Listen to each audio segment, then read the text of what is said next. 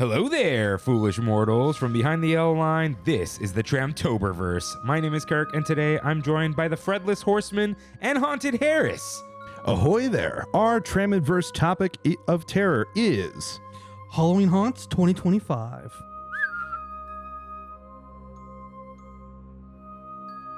Hello, everyone. Welcome aboard Trammin', a Disneyland podcast. Please lower your head and watch your step while boarding. As a courtesy to other passengers, we ask that there be no eating, drinking, or smoking on board. In just a few moments, we will begin our trip into the Disneyland Resort news and topic of the week. Ladies and gentlemen, this tram is ready to depart. Driver, you are clear.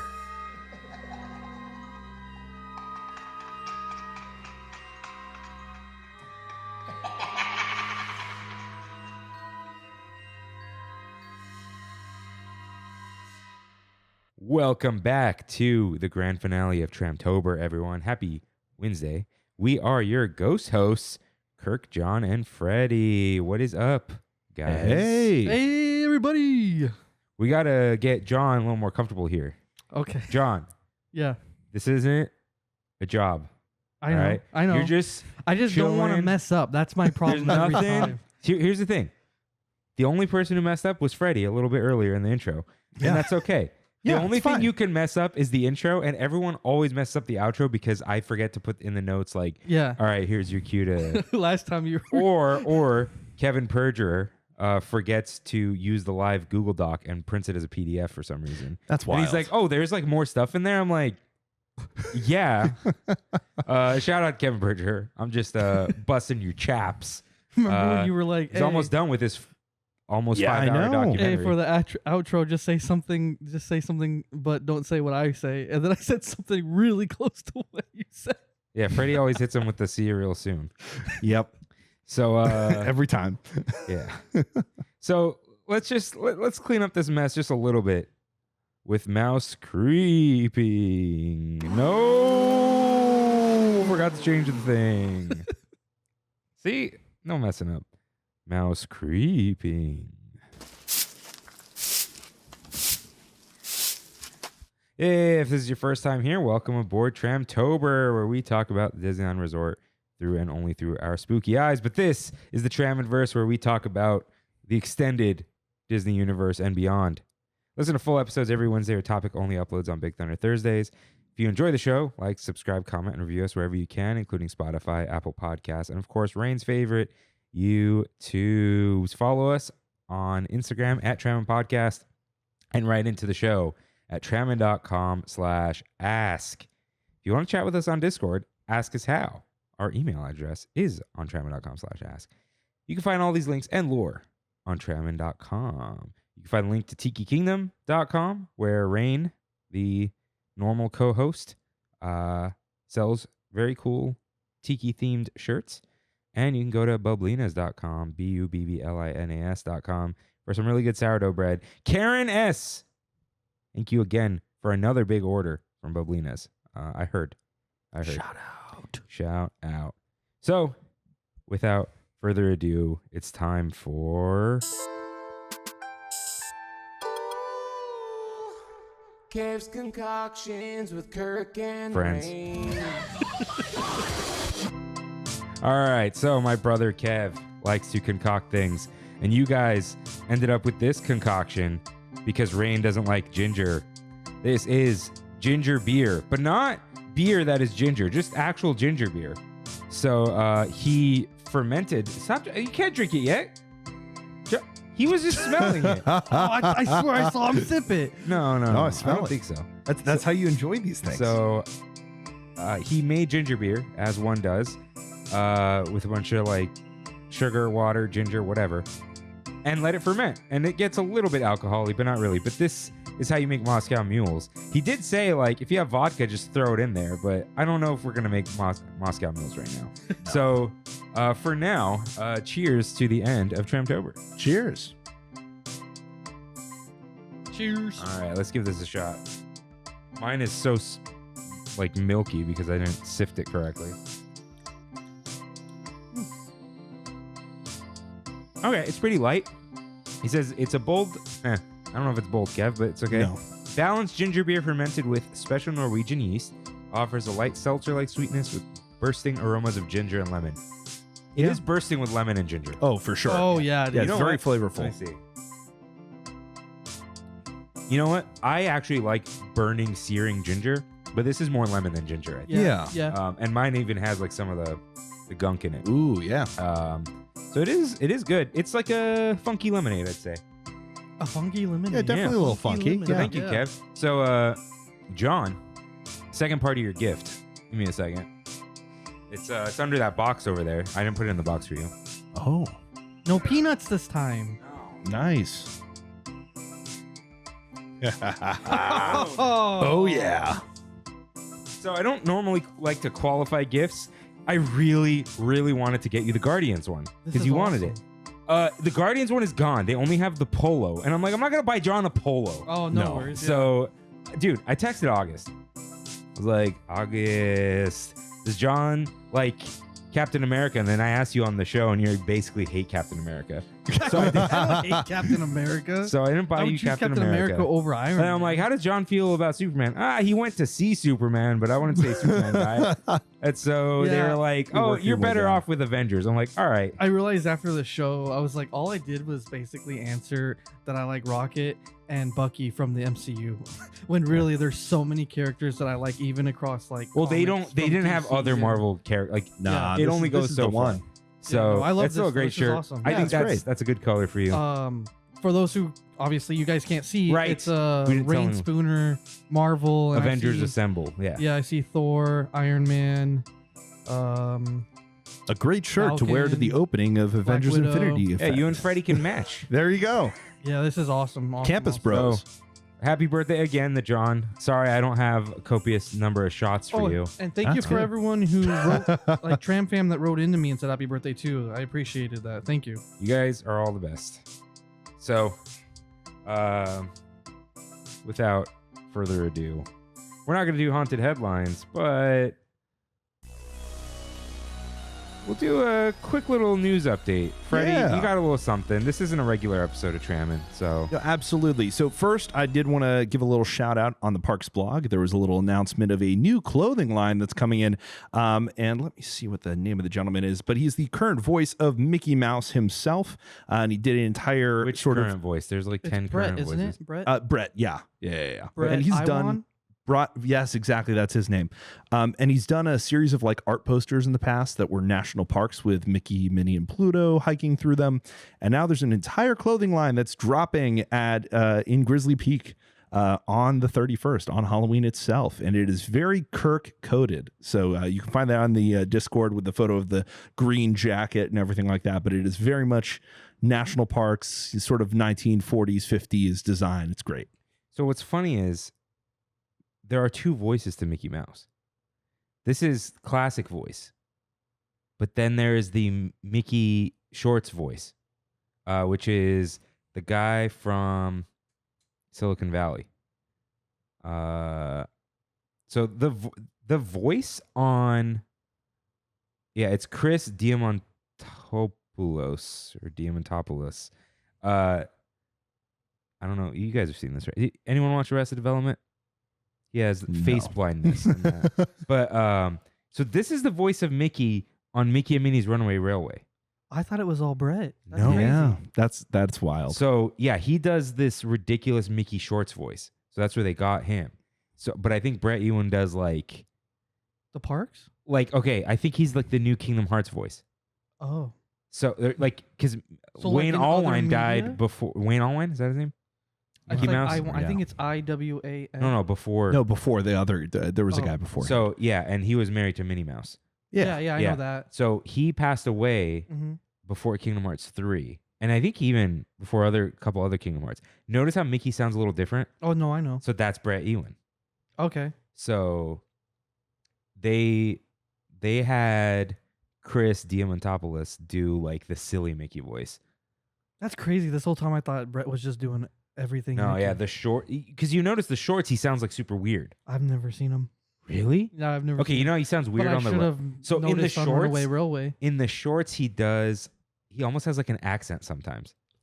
on purpose.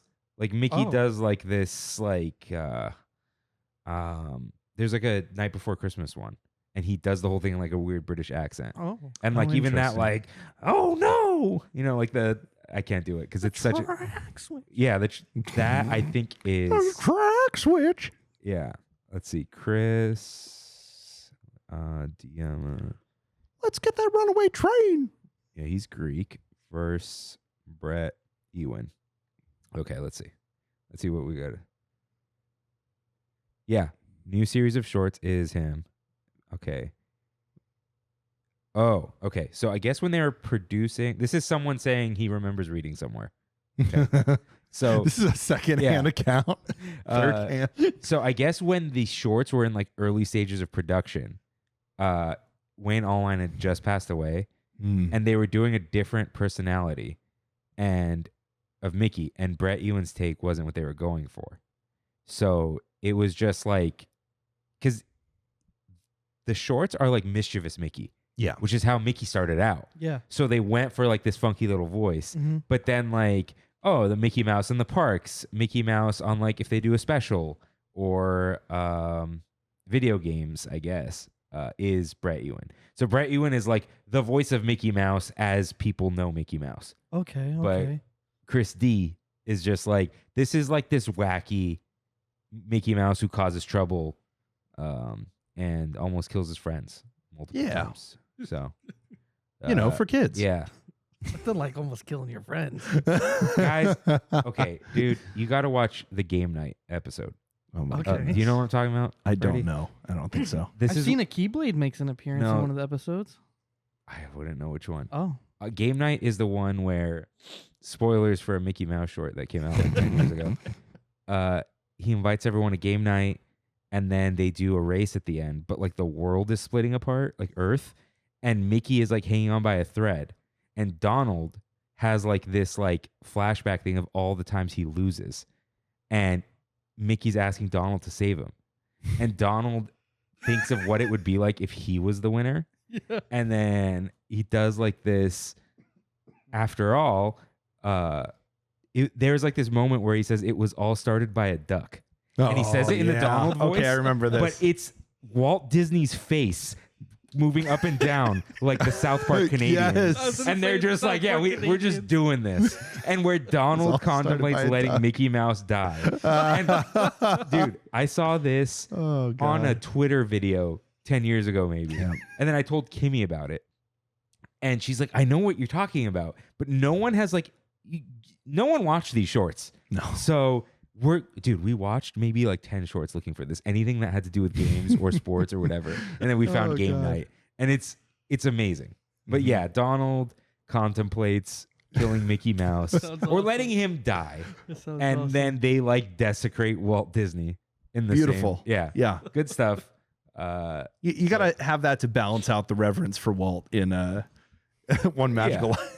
Yeah. So go check that out, everyone. But yeah, new line. Yeah, new line of clothes. clothing. And again, I think it's coded for you, Kirk. You should check it out. It's too. It's Grizzly Peak, it's too man. goofy. It's gonna be that. At least it's like more minimalist Mickey. Like it's much more. It's not I think it's minimalist to me. retro to me. It's too much. He's got a freaking like Boy Scout uniform on. I kind of like the Pluto one. Yeah, where he's just pointing. Yeah, let's see. What does the jacket look like? The It's got patches the on it. flannel's not for me. The jacket, nah.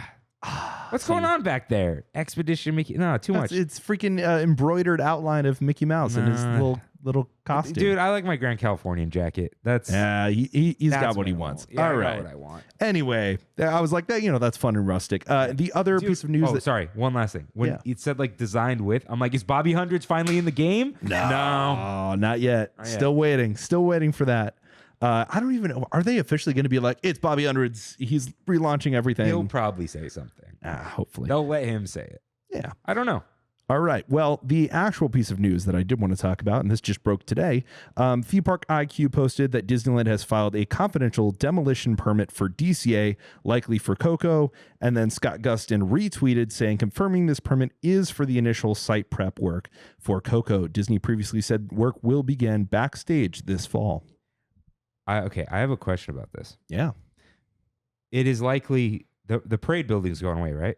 In DCA? So Or are they like figuring out? because the parade building where it is the other side of the coaster, I believe, where like there's an extension of it over there. But that's the parade gate.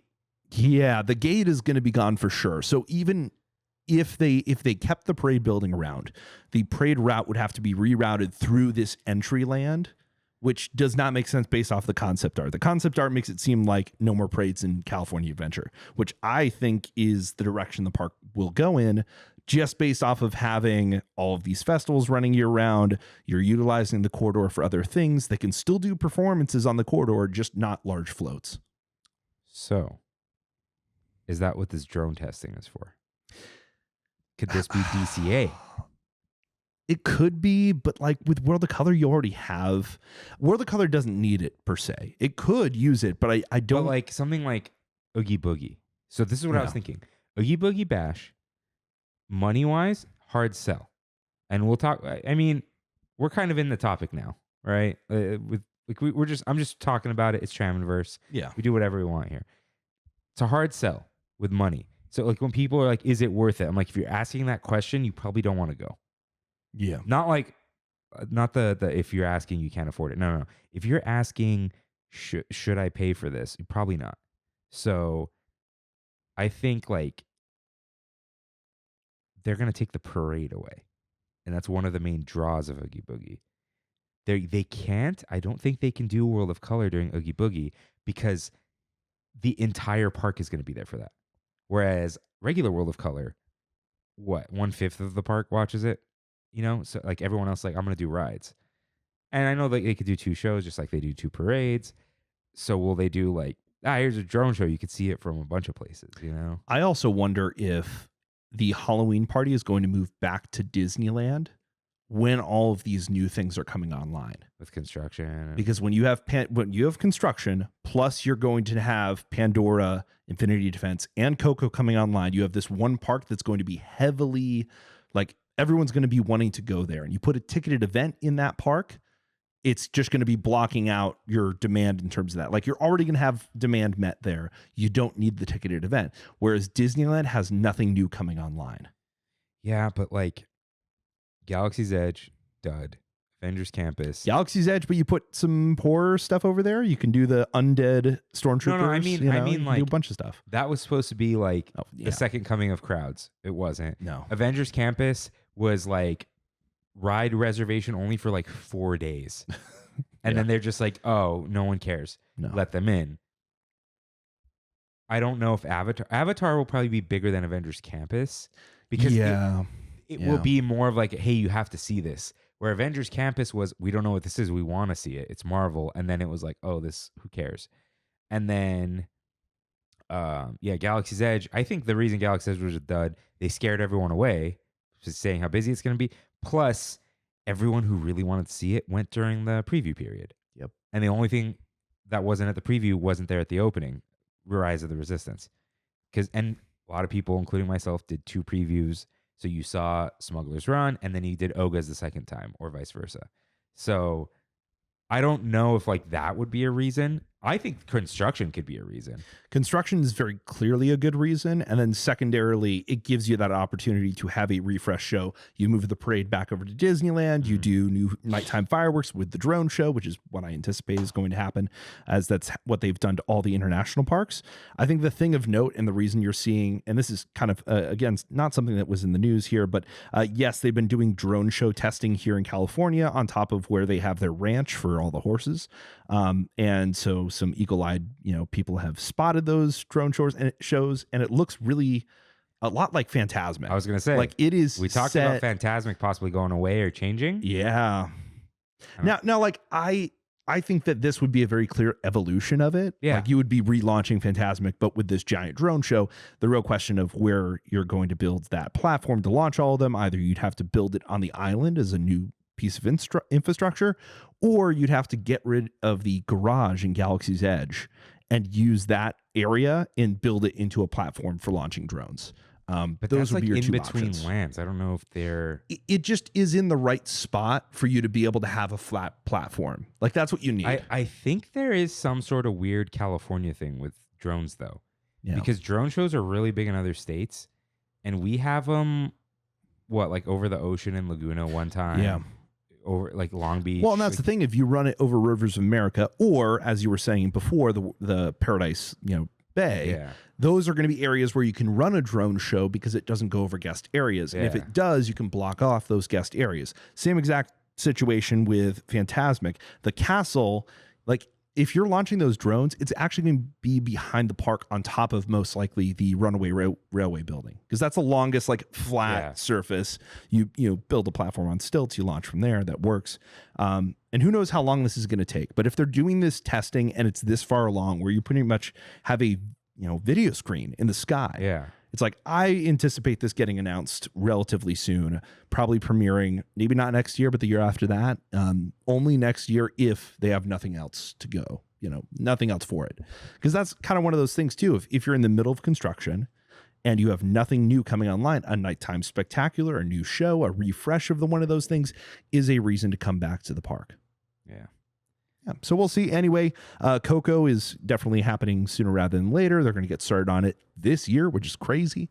So we'll see when that opens. I believe the timing would line up for it to open in time for the next Coco film, because I guess they're doing that again.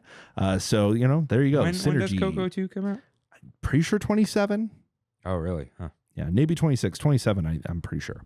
But yeah, that would be a rushed, not really a rushed construction, but it would be relatively quick. The good thing is in terms of demolition, it's just a bunch of warehouses. And So it's pretty quick for you to flatten that. And just like Infinity Defense, you're digging and building new foundation relatively quickly. yeah, and I can't imagine they're going to be testing new technology on that ride. So Absolutely not. they could just build the whole thing backstage, Yeah. and then we get our little entrance in the front, and that's kind of it. And possible boardwalk retheme or no? I don't think Boardwalk's going to get themed, but it could. It's just you already have an existing Mexican restaurant in the park, and so it's one of the situations where, yes, I'm sure the menu might change next door, but it's one of those things that you Paradise don't want to Garden have too Grill much. has become a Mexican restaurant, but it was true. Mediterranean. Yeah. It was pitas and like flatbreads and falafels. When you and still stuff. have Pixar Pier there, so it's not like Coco is going to be a new land. It's a part of Pixar Pier, so we'll see how that goes. It's a neighborhood, as Bob Chapek said, Which is crazy. Oh my gosh. Back To that concept. yeah. But yeah, anyway, that'll happen relatively quickly. It'll be interesting to see how that changes even the border of the park, because that whole skyward view Mickey that's going to be in the ground is going to get demolished. That's going to get changed because backstage of DCA is going to extend out towards the street with the new show building to give it its maximum space. Yeah, because there's so much like parking back there. Yeah. Or you have that bypass that goes from the downtown Disney parking lot and kind of crosses. That's where the crosswalk is. And then it goes backstage. That whole thing's going to go away, or partially be converted into a new backstage pathway that's going to go behind Infinity Defense, Cars Land, Pixar Pier. So that way they can fit in a large enough show building. Because again, this is, as much as it's going to be a boat ride, and it's going to probably use the same ride system as the Tangled attraction in Tokyo, or it'll have the Navi River, boat ride. Those are relatively short attractions, but this is going to be longer. Yeah, it better be. It'll be good. It'll be good. Any All other right. news, John? That's Any it. updates? You want any thoughts? No, I'm still here, guys. All right, we're not gonna do You're Right. We're gonna save all that for next week with Rain. So may as well hit the little button and get into step into. Is it what I always forget now? Does the sound come first? Yeah, it's step into the Trammin'verse Twilight Zone topic of terror. Jeff wanted it so bad. I know, that's why I brought that up. Like, sorry, Jeff. Oh. What are we talking about? Oh, Halloween Haunts 2025. so you guys went to a few things. Oh, we did Halloween Horror Nights Hollywood together. Yeah. Uh-huh. That was my only haunt this year. So that's the one where John and I are going to talk about. We have that connection. Okay. It didn't work out for Freddy to go to Scary Farm with me, and then we were also supposed to do something I've never done before, which was Delusion. Mm-hmm. But then It's just Freddy. Freddy wanted time with Anna, so it totally made sense. I was like, no worries, dude. They were free anyway. It was all free anyways. Yeah. It was Sandy, right? Yeah, Sandy invited us. Yeah, so. Sandy is one of the actors who's up there. He's been playing, Chief Brody up at Universal Studios. So he's been doing that. But he was also going to be one of the actors in Delusion, and it's this huge ticketed walkthrough inside of a skyscraper basically in downtown LA. And you looked up the ticket prices. It was like a lot. It was like hundreds of dollars. It was over, I think over 100. Yeah, which is, for a singular event where you're going through a singular maze, that's a lot of money. It was also like we were supposed to be also a part of the show somehow. Yes, it's an interactive experience. Yeah. So you're going to have like groups of people being taken places, and sometimes maybe somebody gets taken from that group. Yeah. So things like that would happen. Someone could just get taken. Just get ready for that. You never know.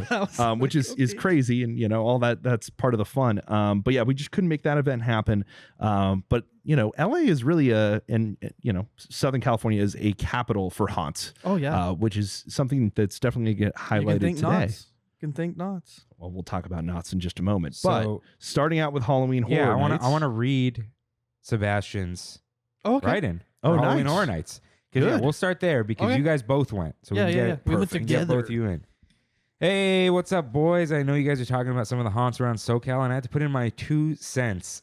I've been to Halloween Horror Nights, HHN, off and on for about 15 years now, and recently started going to Scary Farm for 5 years. Seen a lot of change since then, and it troubles me that HHN might not be this behemoth that it was anymore. Back in 2012, I was able to attend the event in the first 2 weeks, and nobody would be there because it was quote-unquote too early for the Halloween season. But now in the age of constant celebrations, early September is the perfect time to do Halloween. In result, turns out that every night is way too damn packed to the point that even Express is backed up. It's kind of egregious with the pricing of HHN now. I had the RIP experience 2 years ago. Oh, like VIP, huh? Yeah. While it was an amazing experience to go past everyone, bucks. even Express, not sure I'm able to commit to $600 total for 2 people, let alone a whole group to buy in and join you. Had a lot of fun at HHN over the years, but I hope they're able to revamp the offerings to justify these prices. The lineup this year is a solid lineup, but I feel like if any one of these mazes were in previous year's lineups, they'd be considered smaller and not one of the big boys. I would like Universal to do some more original mazes, because the thing that keeps Knott's fun and memorable is the ideas they have for the new ones. Mary was pretty cool, and the zoo was wacky. Cinema Slasher and Grimoire, some of my favorite mazes I've been to in a long time. I will say, though, one thing I'm constantly looking forward to every year around this time is the hanging. Yeah. Oh, you don't know what that is at all? No. Oh, we'll talk about that. Yeah, we'll talk about that. But anyways, boys, can't wait to hear you guys take on the mazes. Kirk, you got to go on here. Shout out to Spicy Memes. And boys, go a team that we're not rooting for. Go Dodgers. Woohoo. He's an Angels fan, Oh, okay. I was like, did he put Blue Jays or? Yeah, but now you said it. But I'm Dodgers. Yeah, I know. But you said it. All right, so you guys educate me. Halloween Horror Nights, Universal Studios Hollywood. How much? Oh, so yeah, you know how much we paid. Like Sebastian said, it was about $600 for Sheridan and I. Yep. Oh, so you did the RIP? We did the Express. Just the Express ticket. Yeah. So the Express ticket now costs as much as the RIP, or is RIP gone? RP is still more expensive. It's even higher because I think you get a dinner and everything. Yeah, you get a dinner and you actually have a guide. So it is like a VIP tour at Disneyland, just, through Universal, through all the haunts, and they'll give you a brief synopsis of what you're about to step into when it comes to that. Let me pull up. Do you remember what the tickets were exactly? I want to say $280 something for him. Let's see. $280. Yeah, because it was Express, so it's supposed to be front of the line for all mazes or houses, whatever you want to call them. I call them both. I go back and forth. Any shows you want to go see, you get a spot there. And the rides, any rides that are still open. So usually they keep Jurassic World open during this time. So it's basically a front of the line for that. Or the Mummy. I think Freddy actually went and did the Mummy without us. Yeah, no, I did a few attractions. Just because when you buy the Express, I think the Express itself is like $200 or something like that. And it's $300 for the RIP. And Express also gave us, I think it was only for Express and maybe RIP. We had access to Nintendo World for a little bit. Nintendo World at the very beginning. It's only open for a few hours. Mm-hmm. So if you don't go to Universal Studios, like throughout the rest of the year, you could make your one trip just like a single day where you knock everything out. Now except you won't be able to do the full tram ride, which I think is one of the best. you would have to buy the attractions. day extension. Yeah. But you would still get express. So, you know, Yeah. it works out. But So- it's one of those things where you are dropping a pretty penny for this, Mhm. because I think the base ticket price was like $119 or something like that, and there was like $200 for express on top of that. I do the express because it's so stress free. That's the thing that you're paying for. I Is guess peace of mind. September and a lot of the early September months, express was backed up, like Sebastian said. Mhm. But for us, dude, we kind of flew through everything. No, absolutely. And that was the thing of early on, I feel like the mazes, they haven't cracked their efficiency yet or the pacing. And so that it's a situation of like, okay, well, let's try and that's so funny. Let's try and like, you know, get people through here. And certain mazes, only once did I ever notice a maze really back up, and it was the Jason one, And the, Jason Universe. while we Okay, were but- inside, No, just like out the entrance. the like- Terrifier one. What do you Terrifier, consider was that one backed too? up though? Because I sent you guys that photo Oh, of we like the didn't- switchback. We didn't deal with anything like no, that. nothing like that. But okay, you're saying you noticed express backed up once, but the lines are just always crazy. the lines are always going to be insane. I think Five Nights at Freddy's was like over 3 hours or What- something like What's that. up with Five Nights at Freddy's? Why? Because it started out as a popular game franchise, A lot and of people a did lot the of watch-alongs or the reactions. 'Cause reactions. I know that was one of the kids were really early- into it. When did Yes. adults get into it? when those kids became adults. Yeah, So you're hitting the right, like when I was in. I don't know who they're watching right now. Well, that's the thing is like when people my age were in middle school, like early high school. That's when the first game was coming out. Yeah, I watched. And so the Markiplier IP play has them. been around that long, as well as YouTube watch along, stuff like that. So it's like is that over a day? Dude, Yeah, it's been almost a decade. while. Okay, but you're born in '95, right? 97. Oh, you're born in '97. Yeah. Who the heck's born in '95? Not me. None of Wait, us. hold on. You're 97. So was Matthew 98? I think so. Yeah, he was a year younger than me. Okay, I thought you guys had a bigger gap. So, No. okay, that makes sense because John and I are born in '93. Yes. Yeah. So, okay, that's So a it's whole more- high school gap. Again, like think of my generation and a little bit younger. Those are all the people who like Okay. have flooded the So, line. like, while for we were them. in high school, you were in middle school, yeah, like straight up for the whole time. yeah, When did you graduate high school? 2016. So we wouldn't have even been in high school in the same time at all. No. Ah, okay. That's So that's that's again crazy. Again, So things that that, makes wouldn't sense be now. relevant. Whereas when that was coming out, again, it was all the YouTube channels. They got big from reactions of you're watching them play this horror game, Yeah, you and it was between that and like Slender Man. That was another one that was like Slender really Man was popular. like I think remember our that. generation knew of Slender Man from like creepypastas. creepypasta, Yeah. yeah. But then it became a game for my generation. Yeah. where you had okay. to collect the notes. Yes, exactly. There was seven of them. That was the whole thing. And your so flashlight. that would also be an amazing maze. That would be a great maze. That would be freaking. Knott's could kick that out of the park because they already have the But flashlight. don't forget, thing going on. also FNAF had the movie. Yes, and that's and what this the maze is that's what based this off was of. based on. So when it became a movie and it became a movie franchise, it made a lot of money from that because you had all of those kids again who played those games. It's the same Okay. reason that Minecraft almost made $1 billion. That's what you're looking at now. That's going to be a transition in terms of what's popular in the marketplace. Even you can look at kind of Fallout in that direction. Even though Fallout skews a little bit older, I think.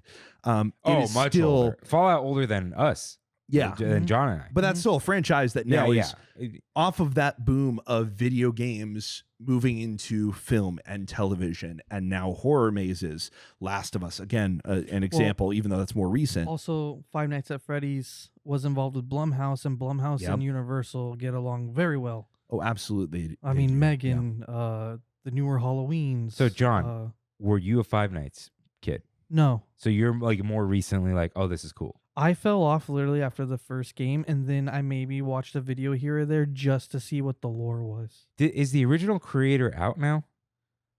I don't even know. So I I remember- never I know even they played wrote any of the books games. too. So I remember people got on his case because I think he was like not outspoken, but he was like openly like Christian and pro-life, right? Yeah. Which, whatever, we're not going to talk about that. Yeah. But people like got mad at him for that. And it's like, dude, like, whatever right now is video games. All right. So I think there was I think he sold it or gave it up after 4 or 5 games. I think I Is it- remember something similar to that, where the backlash was so much that he was like, you know what? Like he was stressing him out. I'm not gonna Yeah. do this anymore. There's there's that, My and life then isn't worth this. Your future development's going to be hindered by Yeah. that always hounding on it. So it's just cash out while you can type Yeah. of a thing. But yeah, anyways, that was by far the highlight maze for this year. It Really? was this is the thing you have to go do Huh. because They it's the big, hey, Jim Henson. They used his company for it. yeah. All So of it the does tie puppets, back to all Disney of the, in a way. yeah, all the animatronic puppets in there were all Jim Henson Company, Yeah. both for the movie and for the maze.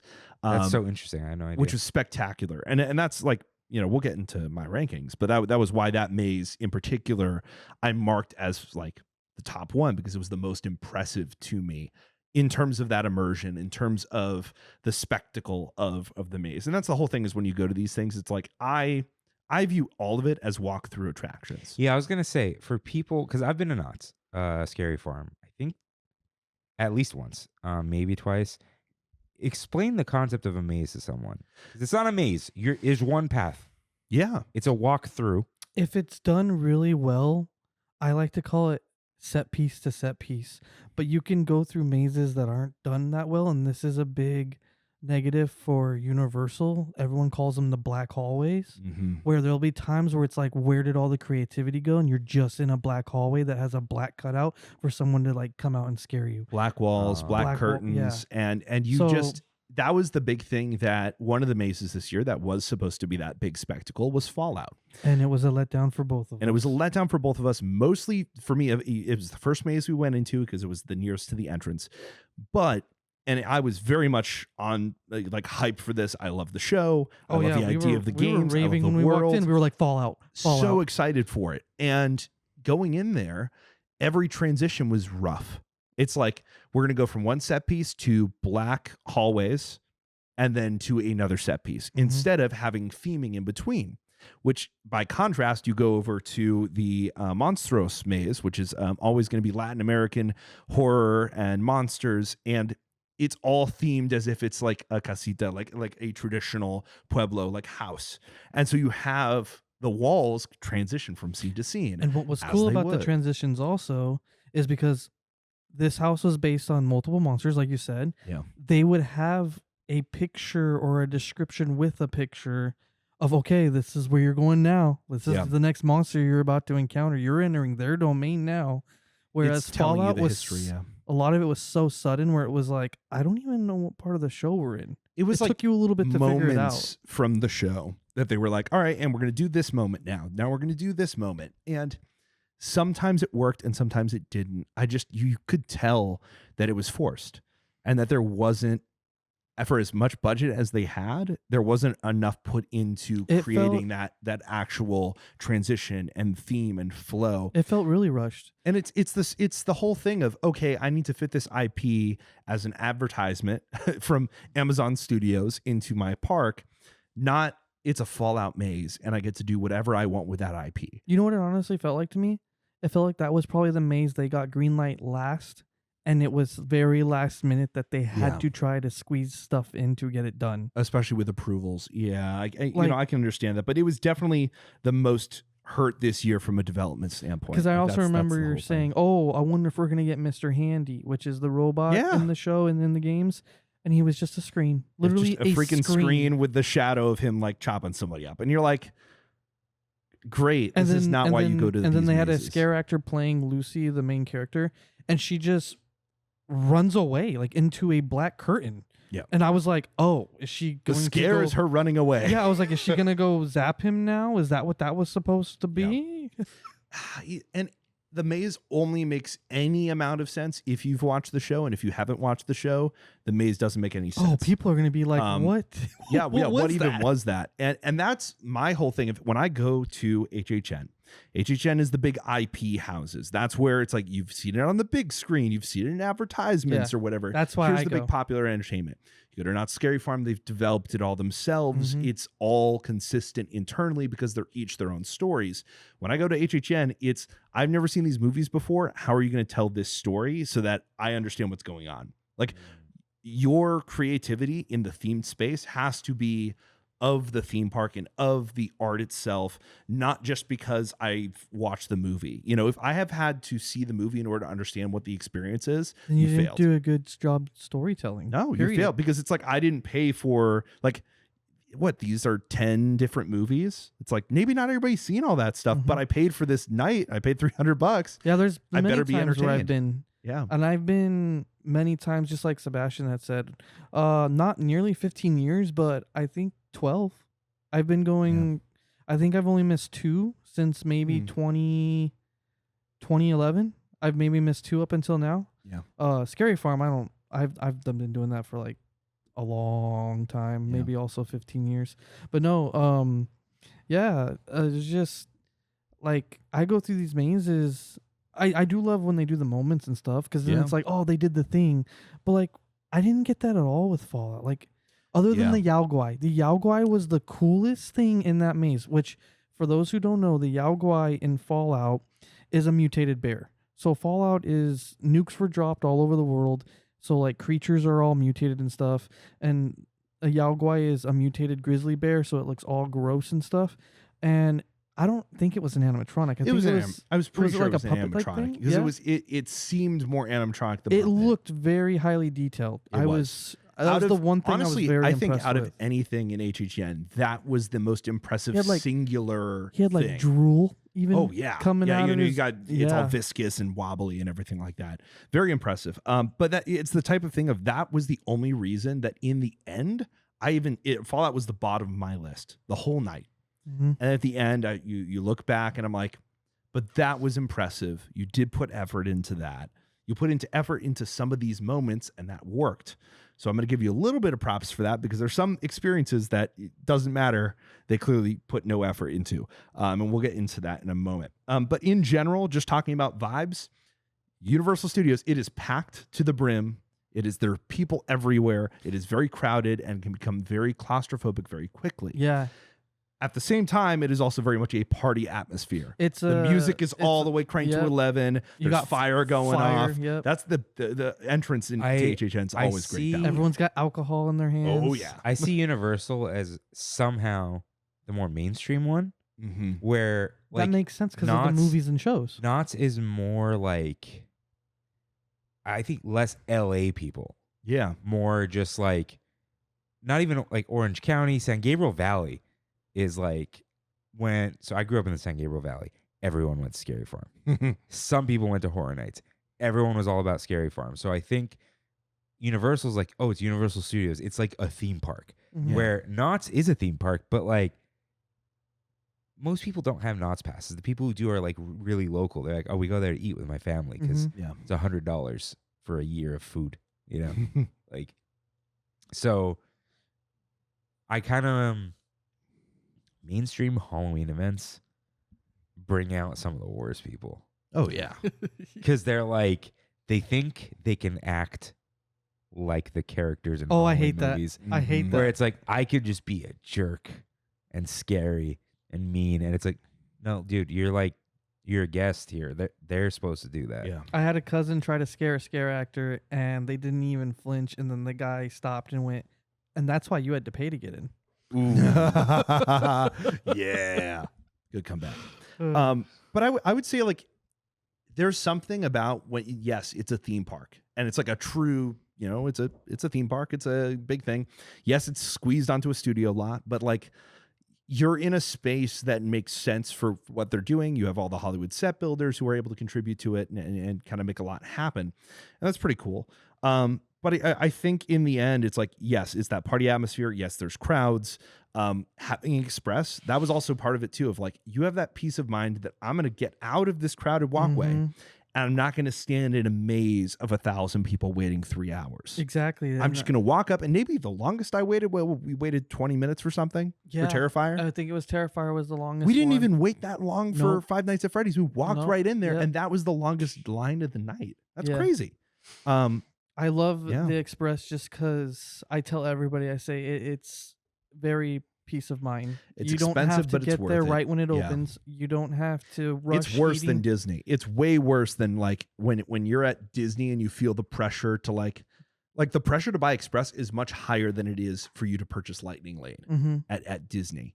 Because it's like without Express, you are going to be stuck. You're not going to do everything in one night. Nope. That's the way I view You're it. It's guaranteed like to miss. You can make it happen at Disney. Yeah. But Universal is like, you're here for a party.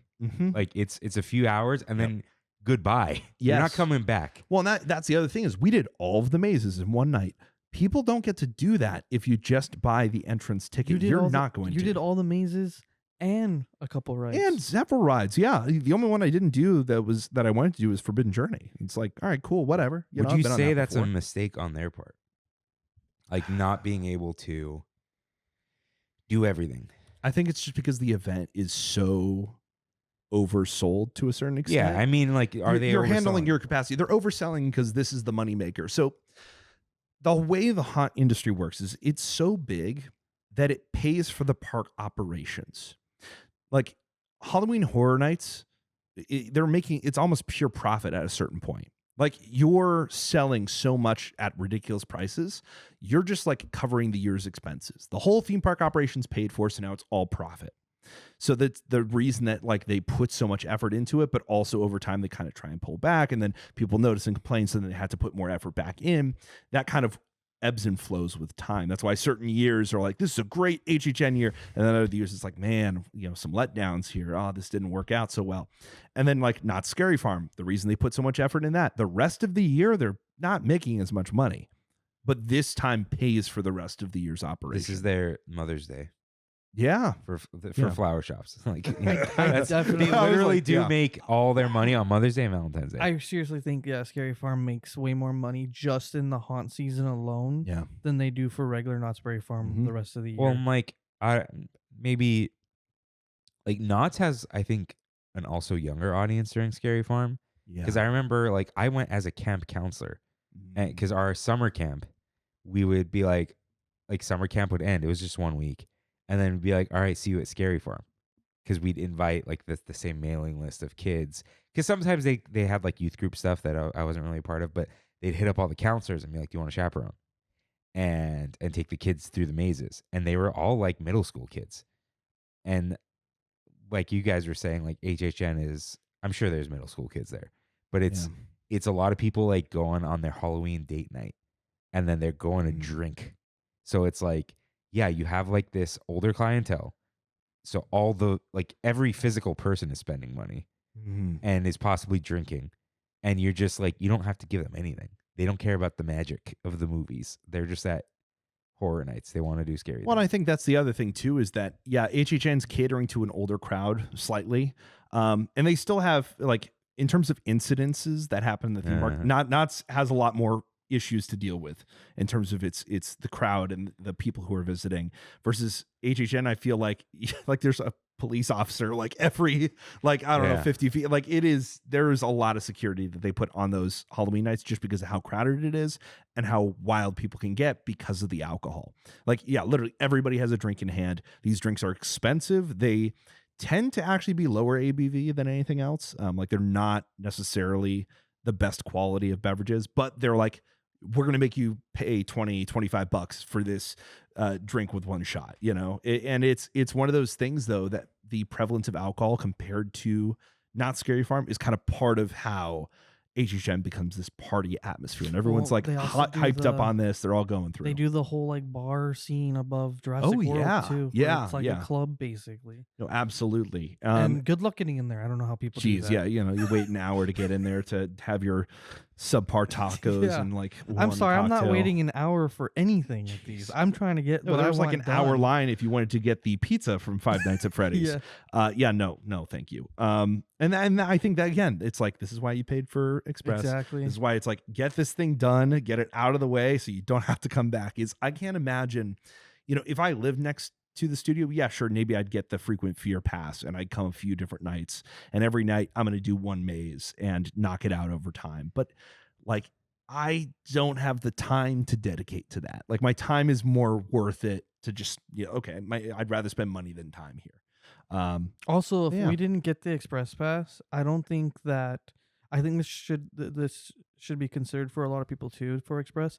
I don't think we would have been able to wait in line at the Isla Nube bar No, absolutely not. where we got Yeah. our tiki-ish Yeah, drinks. we wouldn't have the time for We that. wouldn't have had time to wait in line and then have time to finish them. Mm-hmm. But since we had Express, we had that peace of mind of like, we got nowhere Take to a be, break, man. We get got some no food, rush, do this, man. that, and it doesn't feel like it because We can enjoy what we have.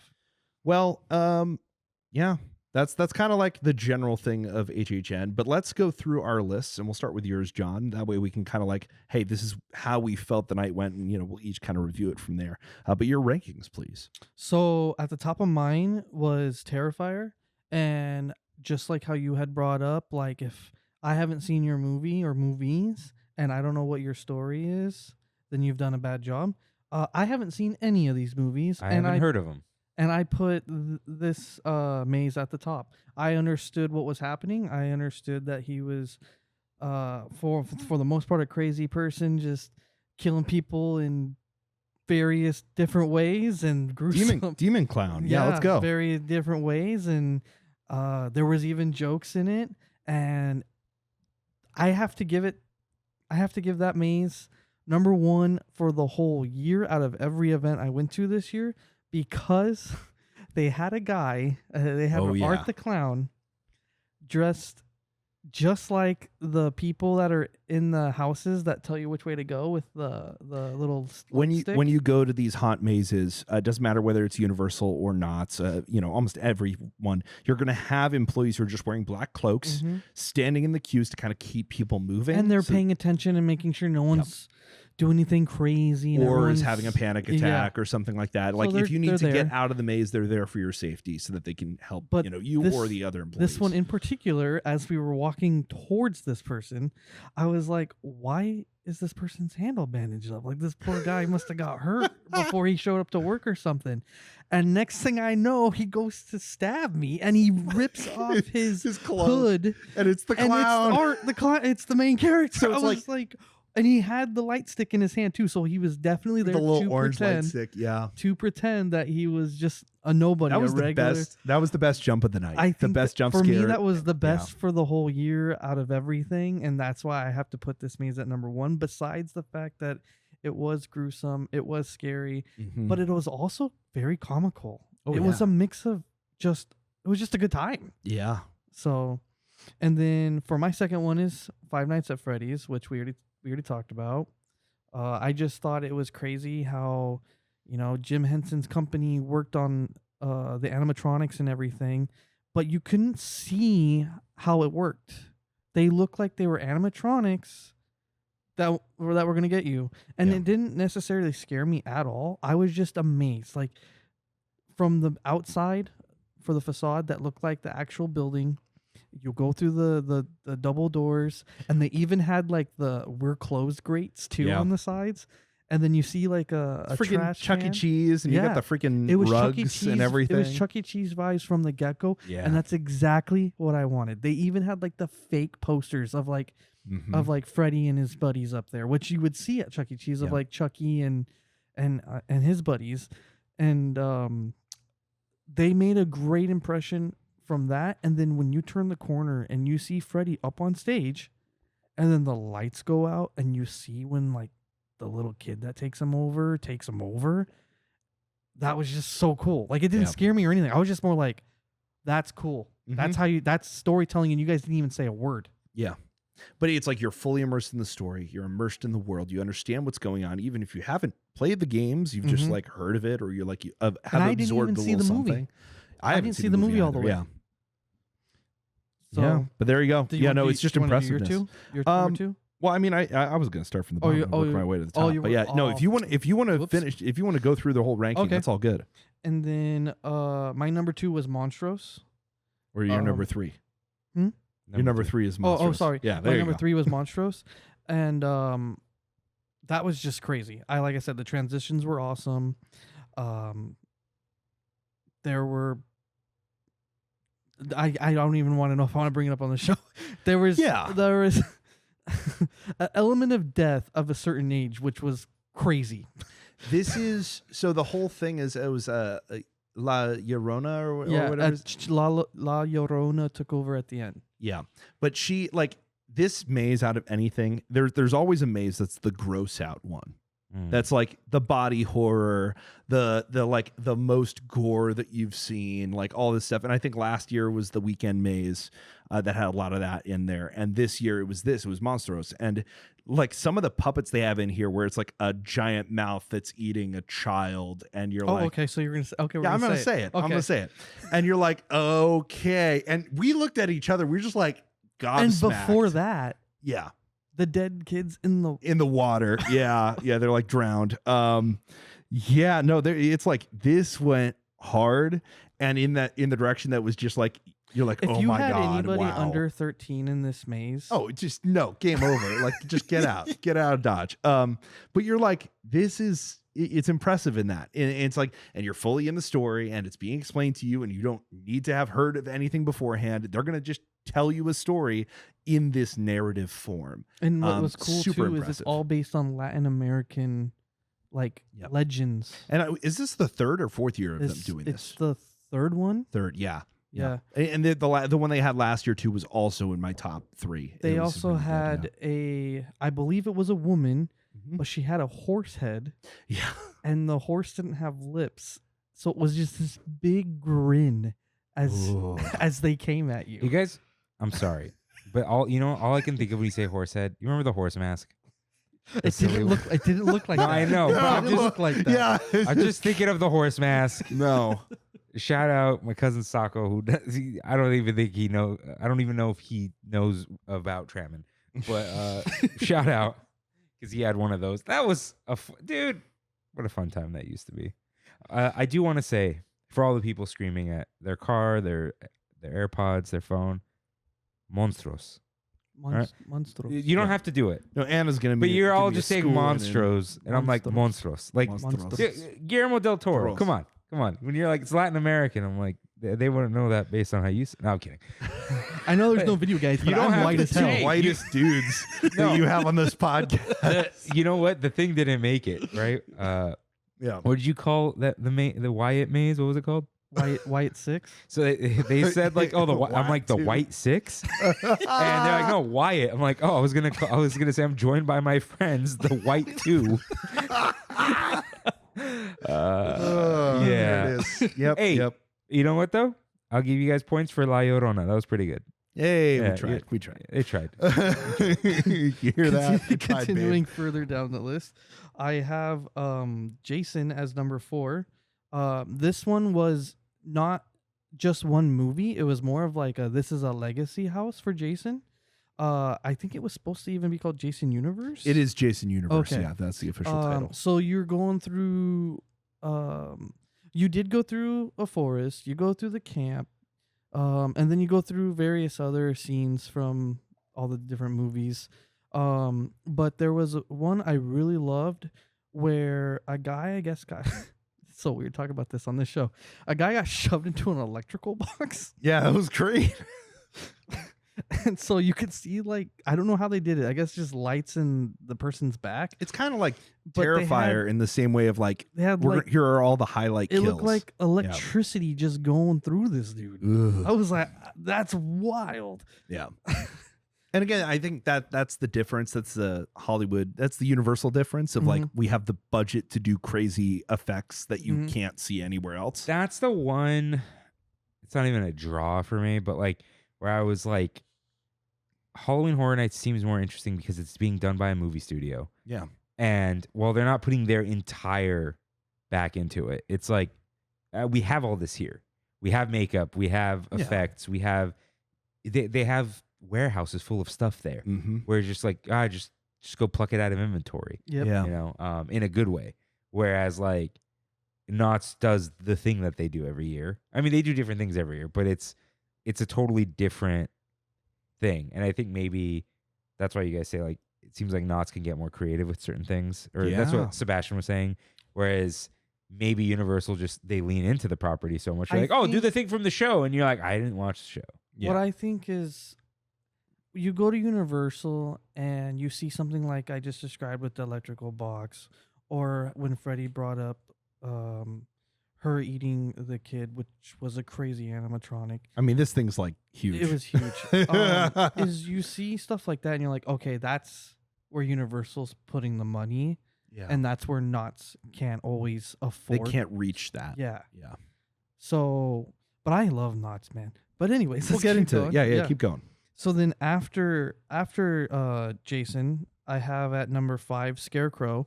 The reason why this isn't higher is because we've had this one before, and all they did that I noticed is it was now called Scarecrow because it used to be called Scarecrow the Reaping, and this originally came from Florida, and then they brought it over here, and we had Scarecrow the Reaping. But then this year they decided to do Scarecrow with music by Slash from Guns N' Roses. Oh, okay. So he's you can hear his guitar and everything as you're going through it. But the maze for the most part was the same I've seen before, so I couldn't give it really. It's something I've already seen before, so I felt like the middle was probably the best place to put that, because it is a really good house. You're basically it's kind of hard to explain. It's just scarecrows are alive. So it's the whole thing of it's the Dust Bowl. And so you have that going on, and so you have people starving and dying in the dust, and then you have the scarecrow, you have the crows eating the people, and you have people getting crows poop on you. Yeah, crows poop on you, and then you have people getting turned into scarecrows and like all that. So, I had never experienced this maze before. I have this ranked at let's see, at number 4 on my list. And I was really impressed. And the music's great. The music, the Slash soundtrack, he always does awesome. It was the best. And that's, in general, I will say audio is one thing that I feel like they could work better on. Because often when you are in these mazes at Universal, you'll hear the exact same, oh gosh, this is really bad in Fallout. But you'll hear the same piece of dialogue, like the same 5-10 second it's not clip a person saying it, it's a recording. And over again. Over and over, and you're like just walking in, and even when you're in those black hallways or if you're in a transition zone, you're hearing the next scene or hearing the previous scene play in loop. So spoiler alert, because you've brought this up, I have Terror Tram at last because it was of that. the number one offender. We heard, I think, the same 2 lines almost 20 times. Yeah, 20 to 20, because 25 times. It was a we're going slowly past it, and it keeps playing, but then the maze turned, and you went back around, and now that sound is on the other side of the wall, but you're still hearing it because you're outside. So you're still hearing this. And I think, I'm gonna kill you. For people who don't know, these are just like, it's like a sheet of plywood. Yeah. And then with like angled pieces, not even 2x4s. Well, also for Terror Tram, you don't have a roof. Yeah, so it's out in the open, which is why it's even worse. So you heard it just as if you were still next to it. Yeah. And it had to be. I remember the Ghostbusters maze was bad last year for that. Yeah. Same exact thing. And that was also similar to Fallout of here, highlights from the movie you never watched. And the transition, at least there, was better. Like the transitions were done well. But yeah, it's kind of wild how you're like, all right, cool, I guess. But at least with the Scarecrow maze, hey, we actually like spent a little bit here to like make this very consistent thematically, and you took a good maze and you made it a little bit better with a really good soundtrack. So I was actually impressed by that. I actually like that a lot. Yeah, if you guys are people that are really, really into music and you don't necessarily even want to go to these events, you should check out the Slash versions of some of the Halloween Horror Nights mazes, because he does overlay music for. He's done it for, I want to say maybe 5 or 6, and there's like full albums, I think, right? That's really cool. So go check those out. You can probably find them on Spotify, or even just type it in on YouTube. I know one of his most famous ones when it comes to Horror Nights is related to the Bride of Frankenstein. So yeah, you guys can go check those out. And then so back to after Scarecrow, I have the WWE Wyatt 6 one. That one was cool. So Wyatt 6 is a group of people in WWE who are supposed to be like the creepy characters in WWE. So for a while we had Undertaker. Everyone probably knows who that is, and if you don't, that was the creepy guy. He was the undead man, or the dead man. Well, obviously he retired and he was getting up there in age, so this guy named Bray Wyatt, which was his stage name, he was kind of like the new creepy guy in town. So in fact, they even had like Undertaker put his his attire, like Undertaker's attire in the ring in front of Bray Wyatt to be like, I'm passing the torch. Well, then Bray Wyatt suddenly passed out of nowhere. So that left a very, very big gaping hole in the whole spooky aspect of WWE. Well, it was teased for a while, but his brother, Bray Wyatt's brother, formed like a group of kind of creepy people, and they're called the Wyatt Six. And what's funny is it's spelled six as in like SICKZ, not six the number, but there are six of them. It's just And when they debuted, or when they boy. came to, and yeah, when they debuted, yeah. it showed that they took like everybody backstage out. And that was actually a part of the maze in Florida this year, is you walk through all the wrestlers who were literally taken out. Whereas we didn't get that over here. But this maze was kind of Bray Wyatt really wanted to make a maze with Universal. He was working with them, John Murdy, and he died. So they were like, okay. So they basically did this as like an memoriam. Yeah. They even had an memoriam in the Pretty maze. sure, yeah, they had a reference. Yeah, to they had that. like his picture in it. Like, For those listening, I have no idea about anything WWE. yeah, this was a I don't know what John's- the background. John's here like spilling all the lore, and I don't even watch. I You- watch highlights. Yeah. You're just talking about your childhood, the Dust Bowl where you were born, WWE that raised you. Were you or You were know, you not good born old in John the Dust Harris. Bowl? I was born in Topeka, Kansas. Is but that not we the Dust travel all Bowl? the I way don't from think there. I even lived there for a year. I said you were born there. He takes that heritage with him everywhere he goes. Yeah. WWE anyway. This was the most confusing maze to me. Oh yeah, Like yeah. the most, I have no idea what's going on, but I guess it doesn't matter. And at least there, it's kind of like, all right, this is a vibes maze, and that's what I was told. It's just like, yeah, it's just vibes. But you could see there was effort though, right? There was effort, but I was still very confused. It was kind of more like there was no point in that maze where I was scared. It was just kind of like maximum confusion. You're like, what is that? What is going What is on? I that? don't like. What are Wait. you even doing? Okay. Or like the But the fact this landed on my list in the exact same spot that yours is, and so what everything is it? else was just that good for me, man. 5, 6, 7. Yeah. So or no, this is number 6. Yeah, number 6 for both of us. Why, Which is six why is 6 is number 6 out of the 10. And so it's like it kind of is like this was the demarcation of the most neutral to me. Of like this was the least offensive, even though it was confusing. Mm-hmm. And going down from here, we'll continue down the rest of your list because I'm pretty sure they're going to line up pretty similarly. I have after Wyatt 6, so number 7, Poltergeist. Okay, so Poltergeist, it was flipped with another one here, but Poltergeist, if you want to get into it, this is actually not too bad. See, I didn't put this one below Fallout or Terror Tram because I thought the set pieces were done really well. Mhm. Like the kitchen, that was Yeah. awesome. It was like you were in a full kitchen. Yep. And then when you go to the little boy's bedroom, and it felt like you were in a complete full bedroom. Because a lot of mazes and houses, you get what they're going for, but like you're like, oh well, a bedroom wouldn't be this small, or like a kitchen wouldn't be half a kitchen like this.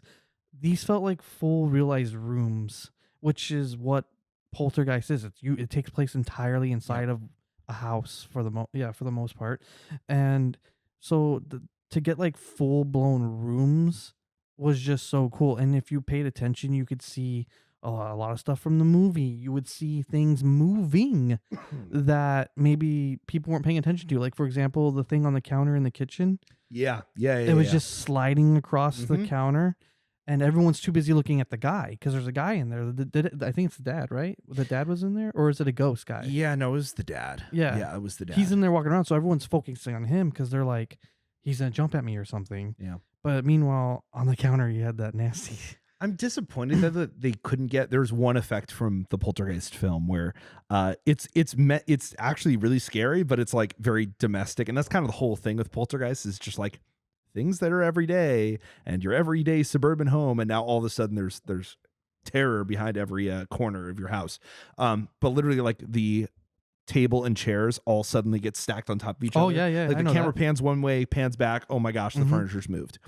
and it was just like set up there. And I get that's like a reference, but I was just kind of disappointed that you couldn't like do a corner and then like come back And in the then all room of a again sudden, and everything changed. You're like, wait a second, I was just here. Yeah, exactly. I did like they I feel had like the you little could do girl that. up on the TV though. She yes, had they her did. face Oh my basically god. touching that Yeah, screen. no, that was wild.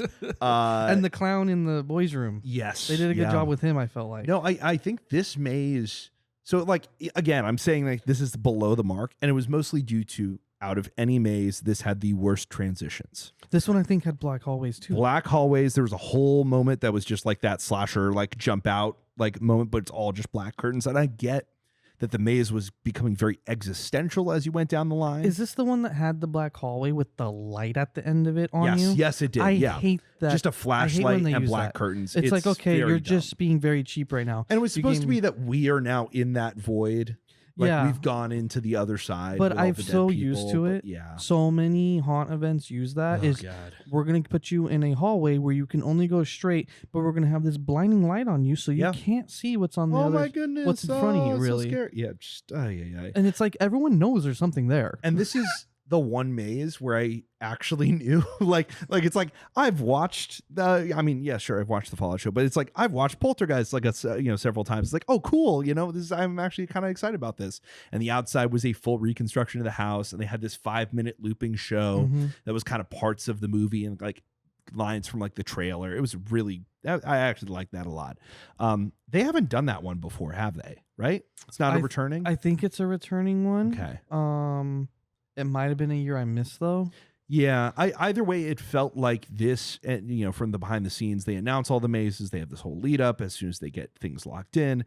This is one of the later announcements. This is something that wasn't on a lot of merchandise. Like this was No, clearly an They afterthought. didn't even put this on, like the thing with Jason, Five Nights at Fred. They didn't even put it on. It wasn't there. on any of the early merch because this was not something they planned for, and you could tell that it was a later development. It's one of those. Yeah, we're on a movie studio lot, so we have all the old props from this maze. So there you go.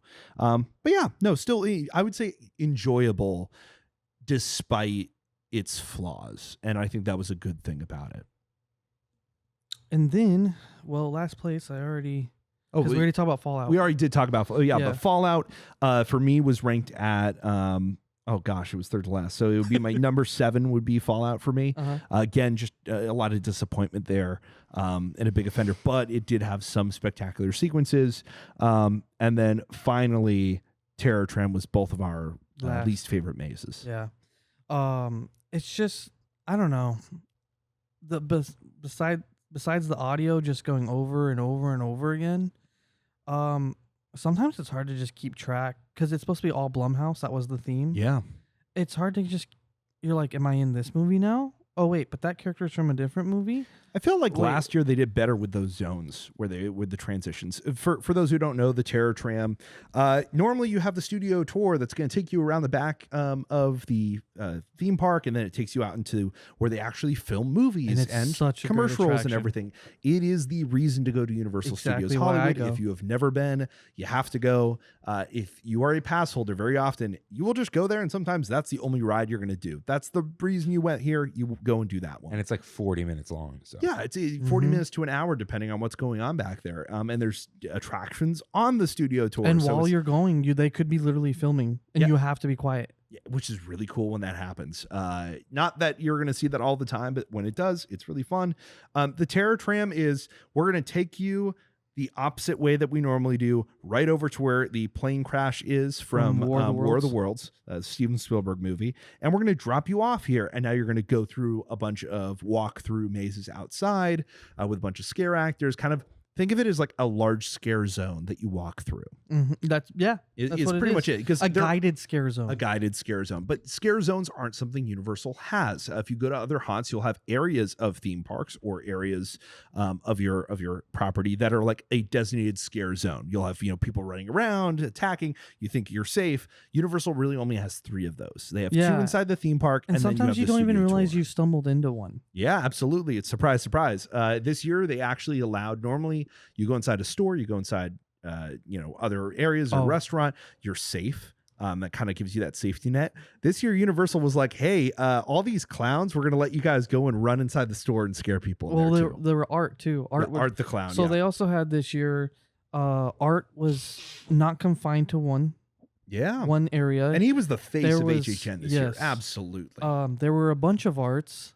They could mess with you in line. They Yeah. could come up to you while you were shopping. They Here could comes come a up to you while you were eating. sadistic clown. Here he comes. He's going to swipe at you. I'm looking this character up. I don't know. Art the clown. One oh my one God, came yeah. in. What is this from? Messed with somebody in our group while we were in line at the drinks. Yeah. Yeah. So And honestly, I think that he was one of the highlights of the night, including like, so Terrifier, to kind of go over, because I'm not going to go over the whole list, but just going over my top 3.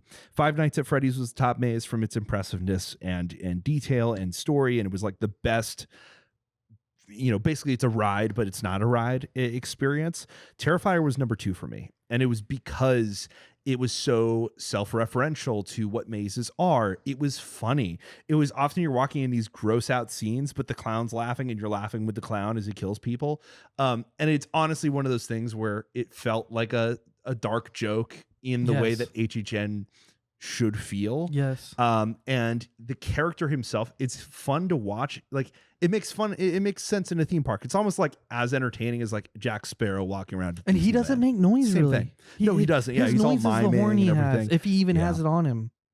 Yeah, but it was like I was thoroughly entertained. Mhm. Every interaction that I saw with him, everything in the park, I was like, yeah, this is great. This is a reason to be here. So yeah, that was my number 2. Number 3 was Monstrose, for all the reasons that we talked about below. 4 was Scarecrow. Jason was number 5. 6, Wyatt 6. Fallout was number 7. Poltergeist was number 8 for me, and then we had Terror Tram.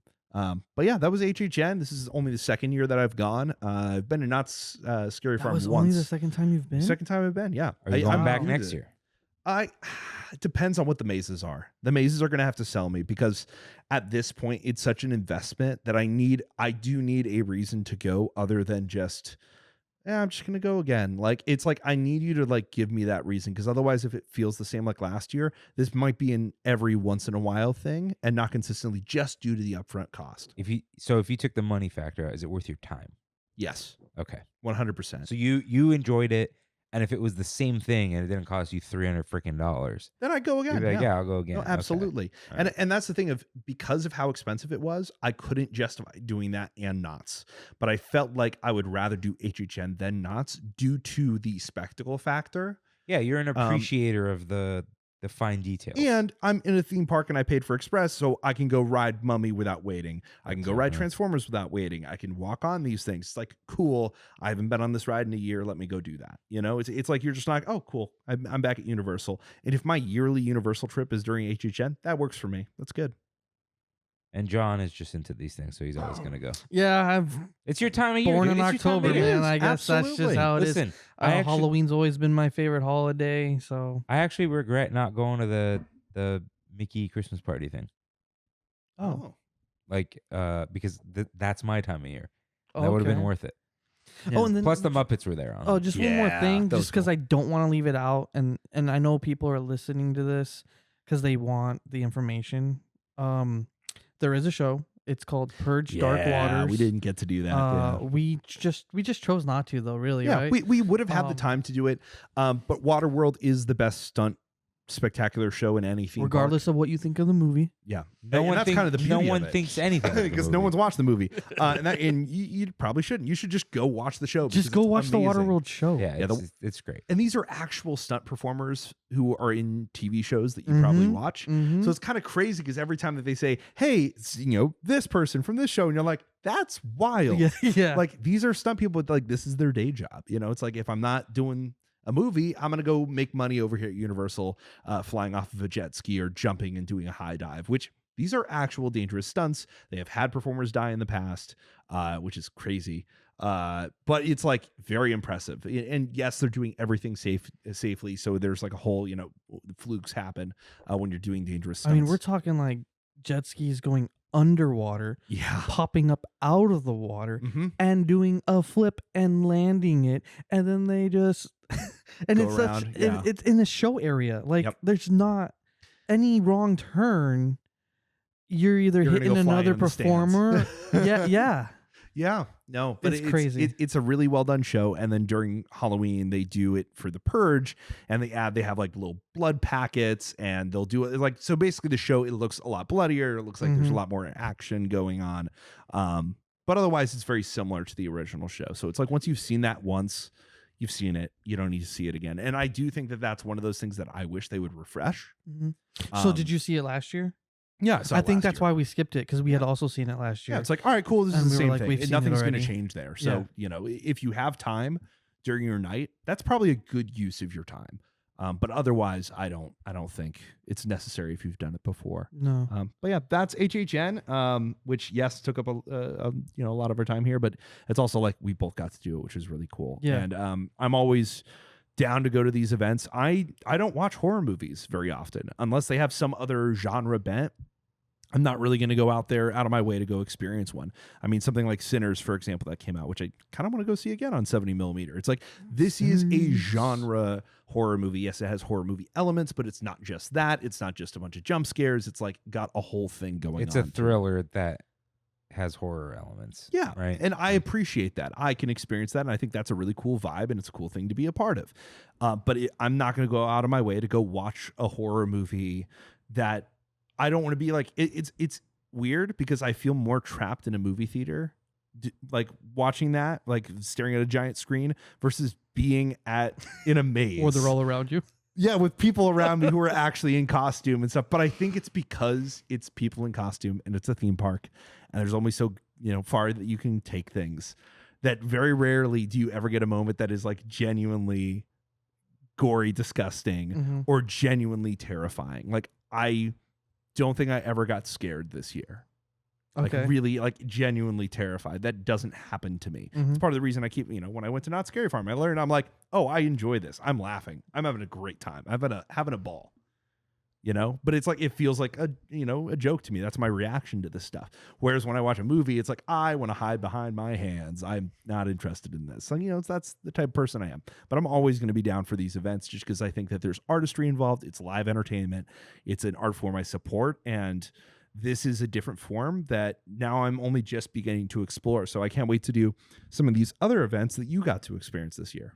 Oh, yeah. So because I call haunt season my season, I try to do at least 2 of these events every year. So I did 3 this year. I did Horror Nights, I did Dark Harbor, and I did Scary Farm. Let's do Scary Farm. Let's since go we're on still Scary Farm? we've been. It's the most. It also Like, they started it all. Yeah, and it compares to Horror Nights. So like, Yeah. let's go. Let's get it. Okay. So just real quick, Scary Farm started in the 70s, and they basically are the reason why we have these haunt events across, I guess, the globe, because of one man who wanted to do like a Halloween thing like a Halloween show at Knott's Berry Farm, and despite all of Walter Knott's family saying no, Walter Knott said, "No, I want a Halloween party, and I want it right here." And he pointed at Ghost Town. And then how Knott Scary Farm, when Scary Farm started, it was just a show, and there were these Peekins, and they're still there. The Peekins are still there. They're in Ghost Town, where you look in and you see, like, they're not animatronics. They're just people they're dummies, I guess. Like, Yeah. they don't move. Yeah, they're maquettes. And so they would put scare people in there. And so people would like peek in these things, and then someone would scare them. Normally it'd be a wax figure, and it said it's a person. Yeah. So Terrifying. one year they went to do that as usual, and they got to the last guy, and they had keys for these doors, and they're like, "Okay, we're gonna get you in here," and they didn't have his key. So he's like, "Okay." Then they were like, "Well, we'll get you your key real quick. Just kind of hang out right here real quick." Well, the key never came, and he started scaring people while he was out and about. And I guess some higher ups or execs that were just standing around noticed him scaring everybody, and they were just laughing. So the following year, they didn't put anybody in the Peekins, and that's how scare zones were literally born, is on accident. Someone they lost a key. This actor is scaring people. What if we had scare actors. Yeah. And then I try to do a lot of research. It looks like the sliders, like the people who would slide on their hands and knees and create sparks and slide across the ground, it seems like that originated from Scary Farm also, which is, I just think that as a job is insane because the amount of, you're going to be sweaty, like Yeah. your knees have to be hurt. I know they have like plates and stuff, and guards. So when you're 20 But- years old, invincible. Like, and you're doing that for, well, now almost 3 months. So that's crazy. But so then so a Scary Farm was originally called Halloween Haunt, and then over time it became, it's not Scary Farm, Halloween Haunt, and now everyone calls it Scary Farm. So that's just a brief history of how Scary Farm kind of started all of this. I also want to say, great name, Knott's Berry Farm. Well, Knott's not Scary Farm. and they got Farm, yeah. Knott's Merry Farm. Perfect. Absolutely love it. perfect. I No love notes. Yeah. And it still ties it all back to Walter Knott and the original ownership and the fact that this is a regional park with like, it feels like a locals place. 'Cause Oh, it is, definitely and does. It always has been. And it's like keeping that vibe, keeping that like local feel is Mhm. part of like, it has this It- charm to it. It also It's very adds to the charming. eeriness to me because it's Yeah. not so. Like if you look at a lot of Disneyland stuff, you're like, okay, you can see where the money went into it. Whereas Scary or Knott's Berry Farm, it's like, okay, I mean that could be repaired, that could be a little painted, that could, you Yeah. can see how it's not. Though there's not just a budget. There's not like not a big enough budget really. Or you're not seeing a lot of money get put into it. So when you go for Scary Farm, it kind of adds to it. Yeah, because it feels like a rundown place. Yeah. Especially Ghost Town. Like Ghost Town lends itself Oh, to and feeling they creepy. leave that. I mean, obviously Oh, they keep it's it perfect, safe, yeah. but they let it get to a certain degree And- because it's a ghost town, literally. One of so- the number one things I want to mention, Knott's Berry Farm and the fog. Oh yeah, My gosh, you'll never go to a place where there's more fog you machines go going into off. the main smell, ghost town dude. area. The smell, I miss it. Oh so gosh, you go yeah. you go into the main ghost town area, and the fog is so thick you can't even see the people in front of you. Which is freaking scary So- and awesome. And Yeah. and there's people sliding across the ground. Yep. You hear someone screaming next to you, and you're like, I don't know if that was a guest or a Yep. monster. I There think- could be a monster literally just standing in front of you, and you're walking at them. And And that vibe, that feel of it, like actually feeling haunted, actually feeling like this environment. Like it takes Knott's Berry Farm that's just like, all right, cool, all fun. And I'm like, this feels like a completely otherworldly place. Universal can't do that. no, Universal doesn't have that Yeah, vibe. They don't Universal's have like, that vibe. I'm on the escalator. Yeah, no, Oh, it's I'm just, behind it's the just mummy. a party, guys. We're just playing and while like you're some on the creepy escalator, you music. got the announcer guy up there. Like, Oh my gosh! Hold on to the handrails. Welcome to Universal Studios Hollywood. It's like that is something that, if anything, if next year isn't great for HHN, I'm going to Knott's Scary Farm. Even then, I feel like I need to go to Knott's Scary Farm. I think next that's year. like the one Um, I make sure I do every year. Yeah, Like yeah. without a doubt, I get the tickets. I hand over my wallet and just So like from a vibe standpoint, I think that is the peak, as good as Mhm. haunt horror can get, because the whole park feels like a haunt. And that's something that I feel like Universal can't do. Disney will get to in a minute, and it has a vibe, yeah. and that's very cool that Disney gets to do that too. But yeah, Knott's has And the that. fact that also like you're in the fog, you have these Yeah. scare actors all around you. You can only see in certain directions, and then you have this giant wooden roller coaster that's also adding to the ambience. the eeriness, and you're of the whole just thing. hearing You have this, Yep. and you're like, that just sounds violent. Yep. And then you have a maze Mhm. that's underneath the roller coaster. Which is You have insane. to walk underneath the roller coaster. Yep. That is running, by the way. Yes, it's Yep. running. People are in line for it, and Mhm. it's just, it adds to it. The fact that it just looks like an old rickety roller coaster too. That's what's so awesome. So for this year, there were 2 new mazes. There was one called Mary, the Haunting of Worth Home, and then there was the zoo. And So what's cool about Knott's also is they have established lore for Scary Farm that involves heavily on the witch. So the witch is Sarah Marshall, and she was hung, but then she put Hanged. hanged. Yeah, she was hung means something else. Oh, she was hanged. Oh my god. Okay. I mean, her I nose, don't know what bro. you want me to say. Her nose. Anyways. Keep it moving. Keep it moving. Family friendly show. Family friendly show. So she puts a curse on all of Calico Ghost Town, and they have mazes dedicated to her. So there's one called Origins, where you go through her trial and then what happens and then the curse that she does. And then they have the Grimoire, which is her book. So you're following her book as it goes through various time periods. And then that's going away though, so that won't be there next year. And then so this all connects to Mary, because the Mary maze is based on, I guess, inspired by Bloody Mary, but Mary is actually the witch's sister. So you start off, well, if you look at the trailer, you see it's like an old Western kind of time era, and they stone her. They blame her for a murder, and she ends up, as she's dying, she stares into a mirror, and somehow her soul goes into the mirror. Well, then that's how the whole Bloody Mary aspect gets put into play. We go to modern times, and it's a party, and this girl dares another girl. Hey, say her name.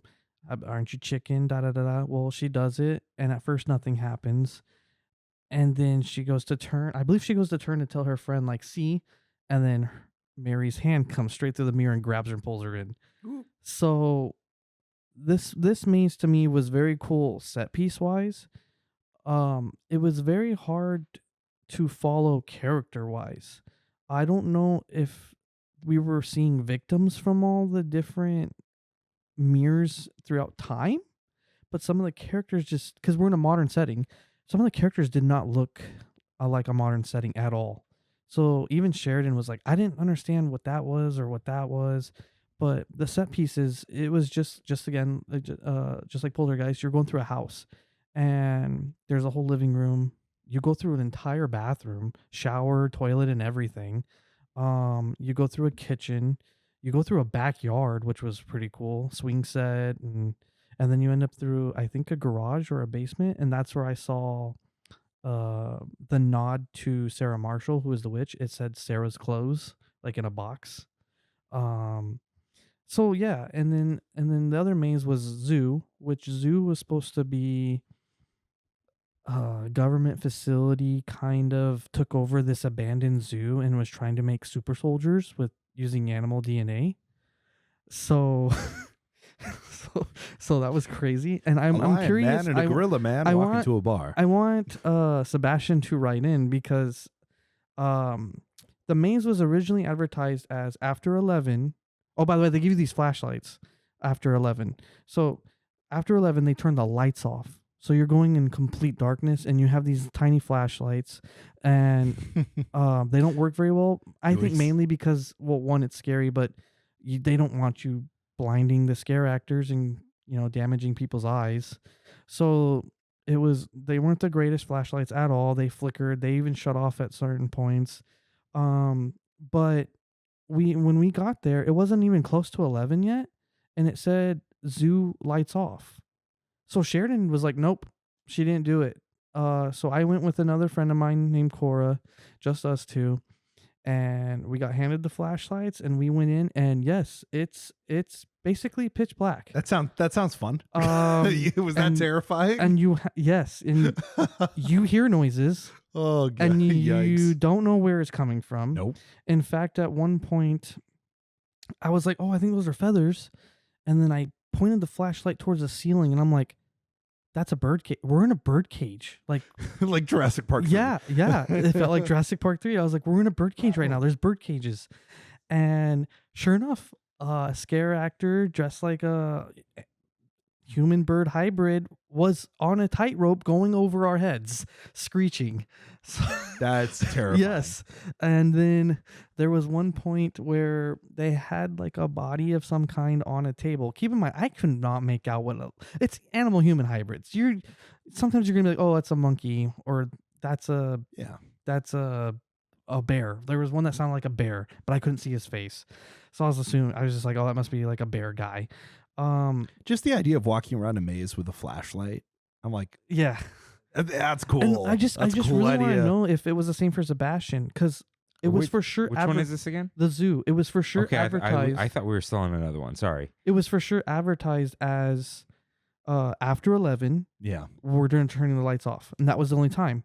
But basically, from opening, it said lights off, and I don't know if they ever came back on. It's possible that I don't know, maybe it's a demand thing. Maybe they just felt like maybe it was better. Lights Or off, the fact or that maybe you have lights to on was just, pause and take that time to actually turn the show to that. They didn't want to risk to having to do that or like waste that time basically. and it was yeah. probably a whole thing of like we're tired of trying to get the scare actors where they need to go in darkness. Yeah. So maybe yeah. Yeah, maybe that's it. But anyway, Because that's cool. it was so dark, dude. Like And- you couldn't tell what something was until you had your flashlight. Which has like, to be on impressive it. to seal the maze that well. Yeah, That you're like no light is getting through like at all. yeah. Yeah, that's cool. That's really cool.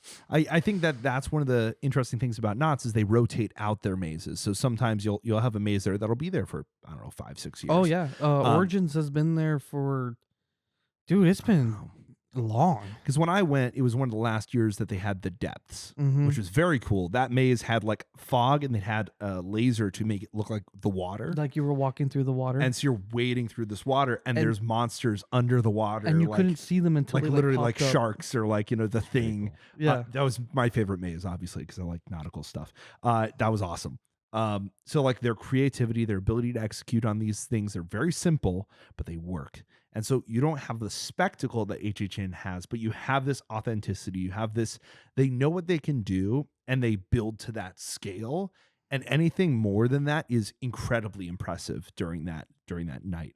But yeah, it's that ability to rotate through things, but you also have the consistency of, I know this maze is going to be good. Let's go do it again. Oh, and then another note, because we were so heavily on Express for Universal, Universal, Should yeah. I bring I in did- I- Emily's ride in here? I didn't even use Fast Pass or whatever it is called. Yeah, for the- Universal or at Yeah, go Knott's, for it. yeah. Go for it. So, Emily writes in, Happy Hallow Wednesday, Tram fam. So we're talking haunts. I'd love to chip in. I have no experience with HHN or Dark Harbor, but I'm a regular at Not Scary Farm. Oh yeah. Shout out to John Haunted Harris Harris. for making sure I submit my writing on time. You rock. Some background. I've been going to Not Scary Farm since sophomore year of high school, fall 2008. The past 3 years, was that us? 2008? Or was that our freshman year? No, my freshman year was 2009. Like 0809. I was 09, 010. Wait, when did you graduate? 2012. Oh, We're okay. same year but different Okay. in school. All right, never mind. But yeah, I've you're been born going. October. I've also been going since You're 2008. born in October. You're past that September cutoff thing, right? So I've been going the same Got it. length as she has. She said 2008, right? Yeah. So when did I? I go to started in middle school. Oh, okay. My dad took me. Anyways, I don't think we needed to get into any of that. That was my bad.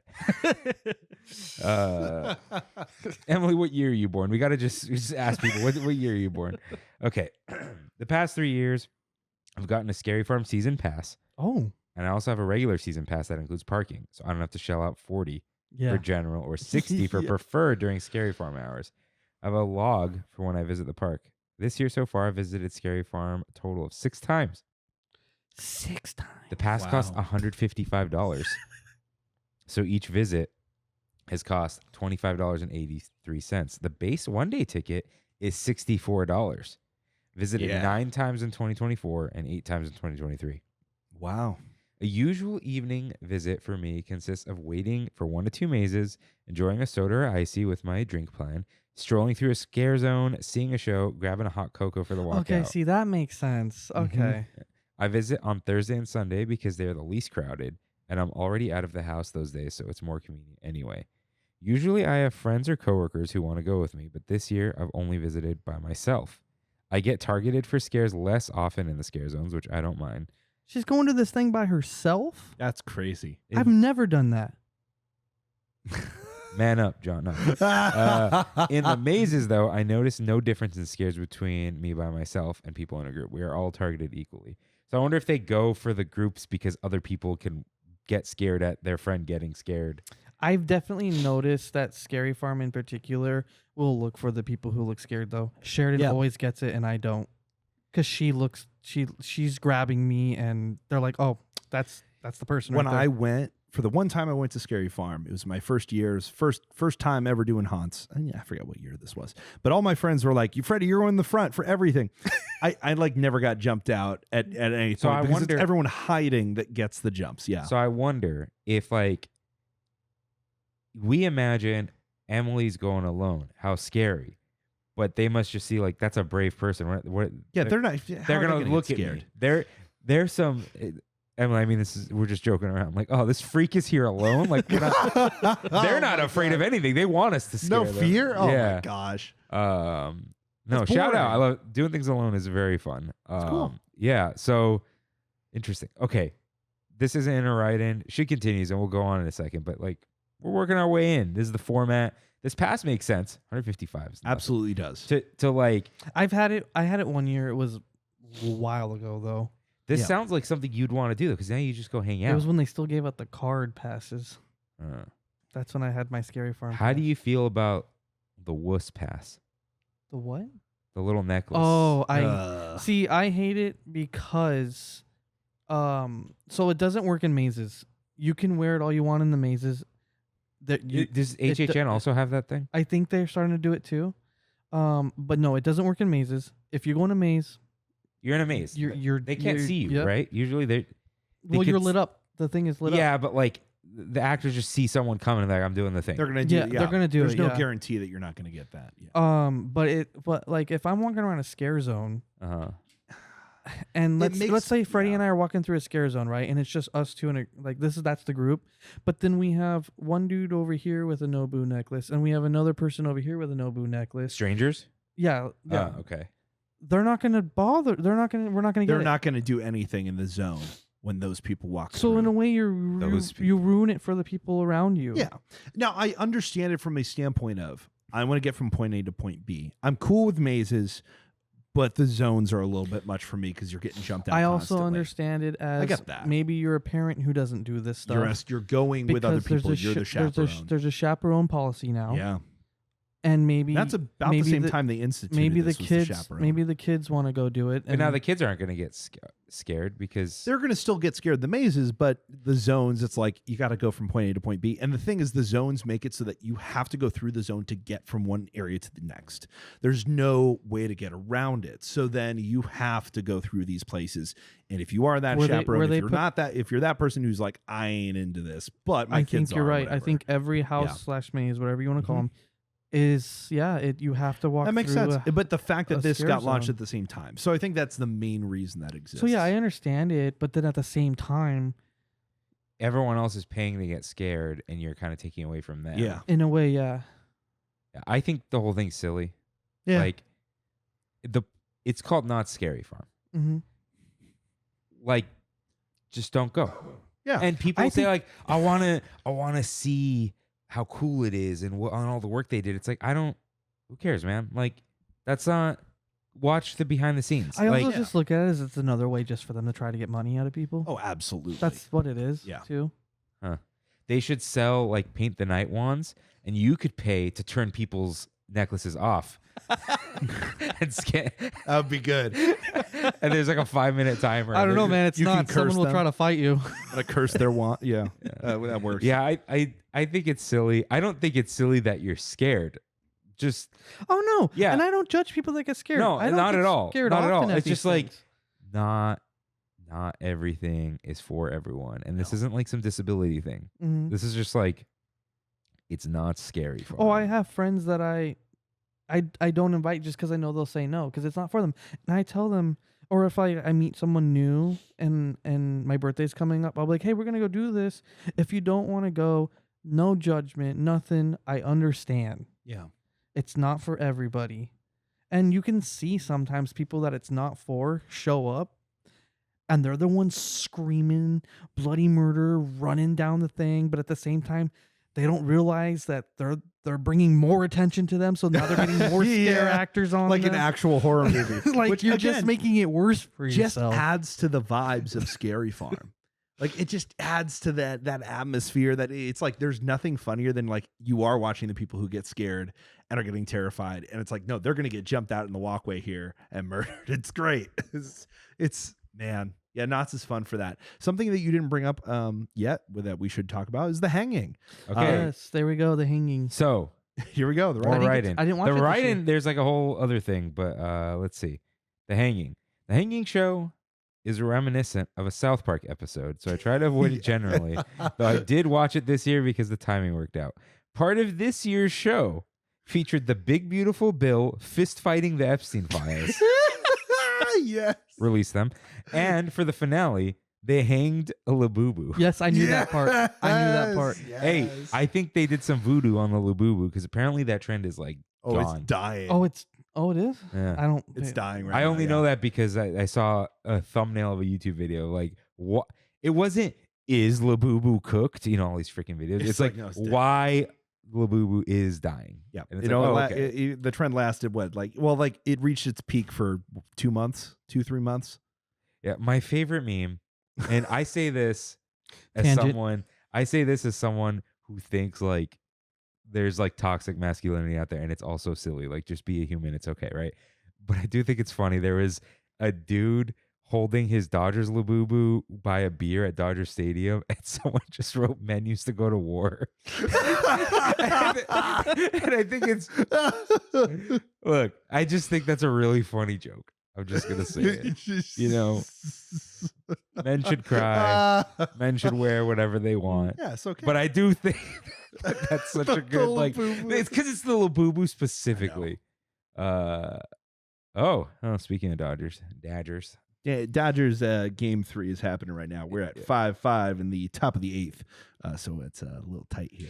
So Anyway, So- it's more tangents. go ahead. The hanging. Yeah, the Freddy. hanging. Anyway, though I got to see a show when I went. I don't even remember when I went to Not Scary Farm, but they were doing the hanging there, and it is that satirical, very biting, like It's not associated with South Park though. not associated, but in that style of It's that kind of crass humor. Yeah. So it's very crass. It's very adult. It's very like R-rated show. But it's meant to be biting at culture. It's meant to be also very self-referential for theme parks. So they take a lot of pot shots at Disney and Universal, which is really fun when they have theme park jokes. Like I think this year they had a Walt animatronic joke as well. So One year, it was the year Pokemon Go got really big. Like when it first came out. yeah. So Pikachu was in the show. Mm-hmm. Pikachu caught on fire, and that wasn't supposed to happen. That's funny. So that was crazy. Well, I remember. I think it was last year. Or it was the year before that they had Murphy Phantasmic. They had the joke with that. They do a lot of things where they find creative ways to transition, like just have characters pop in and out. It's like there's a big bad, and they're gonna go through all the pop culture throughout the year, and there's good guys trying to stop the big bad. And some of the pop culture people are good guys that are teaming up with the good guy. It's just craziness. It's just a wild thing, but it is. If you go to Knott's Scary Farm and you're into that type of humor and you want to have that vibe change where it's like, I've done a bunch of scare mazes, let's go do this other fun thing. I think it works for that. I don't think every joke's going to land. I don't think everything's going to work. I don't think that the humor is going to be appealing to every type of person. But I No. do think that there is value in having that tradition. And it was gone for a few years too, right? Yeah. Yeah, they took it away. They brought it back. I don't know if they ever said why. Yeah. But a running theory was it just crossed the line for too many people. Like there was a year where they went too far, maybe. Yeah. but also back to the humor. One year they had a dude dressed as a baby driving a car, and it was the Boss Baby, but it was also Baby Driver. It was both movies. Boss Baby Driver. Yeah. Boss. Yeah. I'm like, all right, cool, got it. It's just zaniness, That's where it's at its best. That's where it's at its best, and and it's that all makes sense. relevant Yeah. things. It's all relevant things. Yeah, it's great. But yeah, Not Scary Farm. Overall, any final thoughts on that? So I do have to complain. Oh yeah. This is a good switch. So one of the mazes we were going through is called Mesmer. That one's also going away this year. And we had this group of girls behind us, and they were chatty in line to themselves, which is no big deal, do your thing. And then when we got in, as we were doing the maze, we just kept hearing bah, bah, like over and over and over again. And then we realized it was one of the girls in the group doing that because it helps her not get scared. So she was trying to yell bah at the monsters before they scared her. And it just got very annoying. Yeah. So if you are going to these things, just try to be mindful of also the people around you. And then on that note, when we did go through the Merry Maze, a group of guys behind us, Sheridan likes to hide behind me. So I guess these group of guys kind of either they got scared or they were being obnoxious, and they totally ran into the back of her. And Sheridan and I are very chill. We don't like to confront anybody. We don't like confrontation. And when it comes to stuff like this, we're like, okay, we're just gonna get through the maze, and it'll be over like 2 minutes, okay? Well, I guess they had run into just straight up ran into the back of her, and I kind of jolted forward, so I knew something had happened, and she had to turn around and say something, and I don't think we've ever had to do that before. So with these events getting more and more crowded and people are becoming I just think it's like TikTok and Instagram. Yeah. Everyone's starting to discover these things or find out what, just more and more people are showing up. I think a lot of people are forgetting that there are other people around you that you need to be considerate of. And we all want to have fun together. I won't, I'm not trying to ruin anyone's day or tell someone to stop doing something, but if you're literally running into a stranger in front of you or shouting at the monsters themselves an annoying just word over and over again, like, I don't know. And this is where I struggle because, like I said, To I'm not a confrontation type, so... Yeah, guest behavior is a thing. And that's something and I feel like it's declining. we didn't have to deal with at Universal. No. But Not Scary Farm has over the years developed more and more reputation And that's of why this they have poor this guest behavior. chaperone policy. Yeah. And now the backpack, do they have to be clear now? I think so. Yeah. Like, Knott's just, they keep putting all these rules because they're so tired of everything. It seems like every year I hear about a fight that happened at Not Scary Farm. Mhm. And I rarely hear They've that had a from lot of anywhere scares else. there. And it's just what the heck, guys? Yeah. It's a problem. And that's the audience that goes there. It's kind of created, it's like this fervor that's kind of developed over The it. Knott's Edgar Farm syndrome. Oh, God. This was the thing a few years ago. Wow. It's the haircut, dude. I think that haircut, Jesus. that haircut changed the trajectory of society. Just like the death of Harambe, the haircut I think added to it, Jeez. and it just keeps getting worse. Yeah, so that's kind of the only note is I think that the highs of Not Scary Farm are the best that the industry has to offer, even more than Universal. Like vibes It wise, feels like so there it is. homegrown, and I know that might be a Yeah. weird term to say, but that's what it feels like. But then the opposite is more out of control guests, despite there not being actual open. Like I don't think there's nearly as much alcohol, right? At Knott's. It's definitely. I feel like it's not in your face as much. Yeah, Whereas I think it's Universal, less I see available. everybody. Because there's with not a something. bar every 50 feet like there is at Universal. Like every cart is selling you alcohol. Mhm. I don't think that's the case at Knott's. But in the end, it's like there's that. I think that another piece of commentary that I've heard is over time a declining quality from some of the mazes here, or at least in terms of like staffing. There's a whole bunch of back of house stuff going on. But overall, kind of finishing on Knott's Scary Farm, there's a question of will this survive the Six Flags merger? Cedar Fair and Six Flags have now merged. The general quality and investment is something that people in the industry who I know are concerned about. That this homegrown nature, this whole thing of you have these scare actors who work Scary Farm year after year, they come back to do this job, to fill these roles, to do this thing, that they're worried that their art form is at risk from that. Hey, we're going to do less mazes this year. Hey, we're going to do this, that. Like that pressure is going to build. I think it also plays into it that the fact you're starting to see Six Flags qualities bleed into Knott's Berry Farm. As a whole. For so example, as the theme park declines. The force lockers, even though they say they're not forced. But if you're going to ride the ride, you got to put your stuff in. You have to use it and you have to pay. I understand putting your stuff in a locker. Universal does this for everything. I mean, making you pay for Tron. it. Yeah, exactly. You do it at It's the Tron. same thing. For a safety stand, if you're going to make me do something for safety, you're going to have to offer me a way that I don't have to pay, because I'm not paying to store my stuff there for the day. I understand paying for that. the new lockers at Knott's you do. And That's crazy. Yeah. And that's So a Six Flags thing. That's a Six Flags You're thing. You can do basically that at Six paying to Flags. get on a ride. Yes. Yeah. And Six Flags makes you do that. So that's And the like type that of includes culture. like your phone and keys, right? Yep. Mhm. You can't take that on the ride. Or anything they deem too loose article. Yep, your hat, whatever it is. And again, I understand from a safety standpoint, but making you pay is crossing a line. So like that mentality, that corporate mentality that is very much existent. It's also why they got rid of a resort president at Knott's Scary Farm, which they previously had a guy who used to work for Disney, and is part of the reason that the quality of Knott's Berry Farm had risen to what it is. Like in general, it is very like beloved, very like from their management, from their like corporate side, it was like they were moving in the right direction.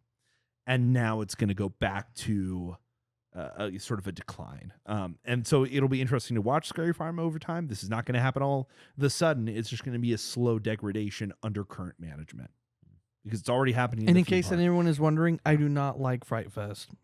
What is Fright Fest? Six Flags Fright Fest, the one Magic Mountain. It's their version of Not Scary Farm. I hate it. I hate it. Can't imagine.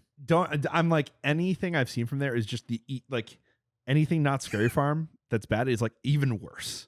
But like just the idea of even worse crowd degradation, absolutely no control, and then your quality is like black curtains on PVC pipe. Like it is, your neighbor could do better type of a thing. It's just an excuse to try and sell tickets. No. So I want to read the rest of Emily's writing. Good. Before we So, finish. yeah, she goes, if I had to choose, I would say my favorite parts of Scary Farm are the mazes and the interactions with the scare actors. The monsters truly make the haunt experience, and I'm sure everyone would agree. The fog of Ghost Town is a great place to people watch, as is the Carnival Boardwalk. The monsters and clowns are so charismatic, but also the goring 20s, flappers, and teetotalers are on their A game too. I love the band on the balcony above the Blind Tiger Speakeasy because live entertainment is so important and it really sets the mood. I love when scary is mixed with fun because I go mainly to laugh, and it's entertaining to see others get scared, and I can laugh at my own fear after a good scare. My current favorite maze is a tie between Cinema Slasher and Origins, The Curse of Calico. Cinema Slasher just has the vibes and a popcorn bucket with a knife. But Origins has a special place in my heart solely because of the stilt-walking Catawampus. He's my favorite, and on my most recent visit, he tried to scare me from around a corner, but I just smiled and told him how cool he is. Last year, he even gave me a hug. I don't know if that's allowed, but I don't know, and I don't care. The scariest maze this year, in my opinion, is Mary, the Haunting of Worthome. It's a new maze, which may have given a leg up because I didn't know what to expect, but there were varied scares, and it felt very immersive and claustrophobic, which was effective for me. My favorite show is the Conjurer's Magic Show in the Birdcage Theater. It hosts a different magician each night. So if you visit on multiple occasions, you can return and see different tricks from a different performer. It's always a wonderful time. I highly recommend seeing the magic show over the hanging. The magician I saw this year pulled a rabbit from a hat and closed out his show by making 3 live baby chicks appear under previously empty metal cups. Last year, the magician pulled a large playing card off the paper he drew it on, and I have no idea how he managed it. Bottom line, I recommend Not Scary Farm to anyone who doesn't viscerally hate getting scared. And I took my unspooky parents last year for their first time, and they liked it more than they expected to. Mm-hmm. I just want to read this little fun fact. In September 2018, I went on a third date to KSF, my idea. So third date with like a person. Mhm. I paid for the tickets, and the guy paid for dinner at Johnny Rockets. Then he ghosted me. Oh, I thought it was romantic to go through a maze linked arm in arm, but maybe it wasn't his idea of a good time. He's like, well. he was like, she likes ghosts, huh? I know. I'm like, what a ghosting sucks, but like that's such a. I got ghosted Oh, that's after awful. Scary I'm Farm. sorry. Especially Yeah. if she thought it went well Oh, and then he ghosted. That's the worst. Did she say I thought it went well? No, I'm just saying Oh. if she did. yeah. She knows what Oof. she's doing. She's got Dude, it sounds Got like it down. it sounds like if you enjoy it, the pass is very worth it. John, Yeah. if Sheridan wasn't deathly afraid of this, maybe you would get the pass on. I would get the pass. Like, go get some dinner, watch a magic show, do a maze. Yeah, but I would also get it so that because I do everything once a year, like or I try to do like Scary Farm once a year, and I usually don't do it multiple times. But I would get the pass because if people can't go the one day I go, then I could be like, oh well, we'll make it work. Yeah. Just tell me when you can go, I'll show up, and that's for like family, friends. Because, you know, a lot of times schedules don't work out. So, and I don't mind going back. I originally had a plan to go back with my brother Xander that was featured in man. one of the posts. Honest John and Honest John. Yeah, the Honest John, Xander and Gideon. Because he lives out in Georgia and my sister's having a kid. So my mom is here and he was going to fly out with her and we were going to try to make Scary Farm work and I'd go again. But so far it just doesn't look like it's gonna line up that way. But no, I'm always down to go again. Like even let's say if Freddy messaged me, he could have messaged me last week and be like, "Hey, I know I didn't get a chance to go when you went. Would you be willing to go if I can go this day?" I'd be like, "Hell yeah, let's go." So it's $64 a ticket, according to Emily. Okay. $155 for the pass. ranges. Yeah. So $155 for the pass. That's fewer than 3 visits, but more than 2. All right. But like Yeah. you go 2 visits and an hour. Another time is if you had some sort of parking setup. Mhm. Yeah. There you go. It's worth it. So if you have 3 different groups to go with, Did she say? I don't remember. Did she say how parking works for her? she has the Knott's Pass. So she uses both She gets passes the for the one parking day. then, yeah. And the Knott's Okay. Pass costs nothing. Yeah, no, I know. Yeah. Okay, so yeah, she's got it figured out. She's got it. That's smart. Yeah. All right. Well, So that's you have closing thoughts, Freddie, or no. I would say Oh. that's it because again, like I haven't gone this year, but it was pretty much my only thing was will it survive the Six Flags merger? That's just Yeah. it. And I Which, just want you to know. throw in something real quick because she brought up the clown area. I don't know if he was there last year. At least I can't remember. This year they had a guy on like a accessibility scooter, and he was dressed as a firefighter clown, Oh and my he God. is zooming around just saying random Yes. stuff. That's so good. It was hilarious every time we That's saw so him. good. Oh my I God. think at one point he was like, "You can run, but I got wheels. I'm gonna catch you." See, that's the thing that Knott's does is like these performers are like performing. And you Yeah, go to I- Universal and it's like all pre-recorded audio, stuff like that. Like there's something about that is actually more terrifying, more like authentic and more real. yeah. What I remember from going to Knott's, I'm like, there's something wrong with these people. They audition. Yeah, I know. No, Like, it's full on, and there is something of like sort of the carny like atmosphere. it type of feels thing. like if they were allowed to, they would actually stab you. You know, like If it wasn't frowned upon. yeah, like they If I wouldn't go to jail or prison. they've Absolutely. smelled blood. You know, like yeah. they got that dog in them. And then also she brought up how she had a scare actor hugger in the zoo, the one with the lights off. I got confused because you talked about the house, then the zoo, and you said you're in a cage, but then she brought up the bird cage. Like I was looking at that while you were going. Oh, no Because I'm like, worries. how can I relate the ride No into what he's worries. talking about? I had the flashlight on the scare actor we were in a tight like hallway and there was a scare actor in the wall to my left and we were so close that we were almost touching and he kept pointing and I'm like, what is he pointing at? And I thought he was pointing at something on the wall, opposite wall. So I look and he goes, he goes like, no, no, no, no, no, like with his fingers, and then he points, and I realize he's pointing at my knuckles, and I'm like, what? And then so I go like I close my like a fist, and he fist bumps me. I was That's like, oh. awesome. So he's just messing with you. Yeah, he was just Yeah. messing with me. That But was you're it. just- I mean, there it is. he's not supposed to do that, but you know what?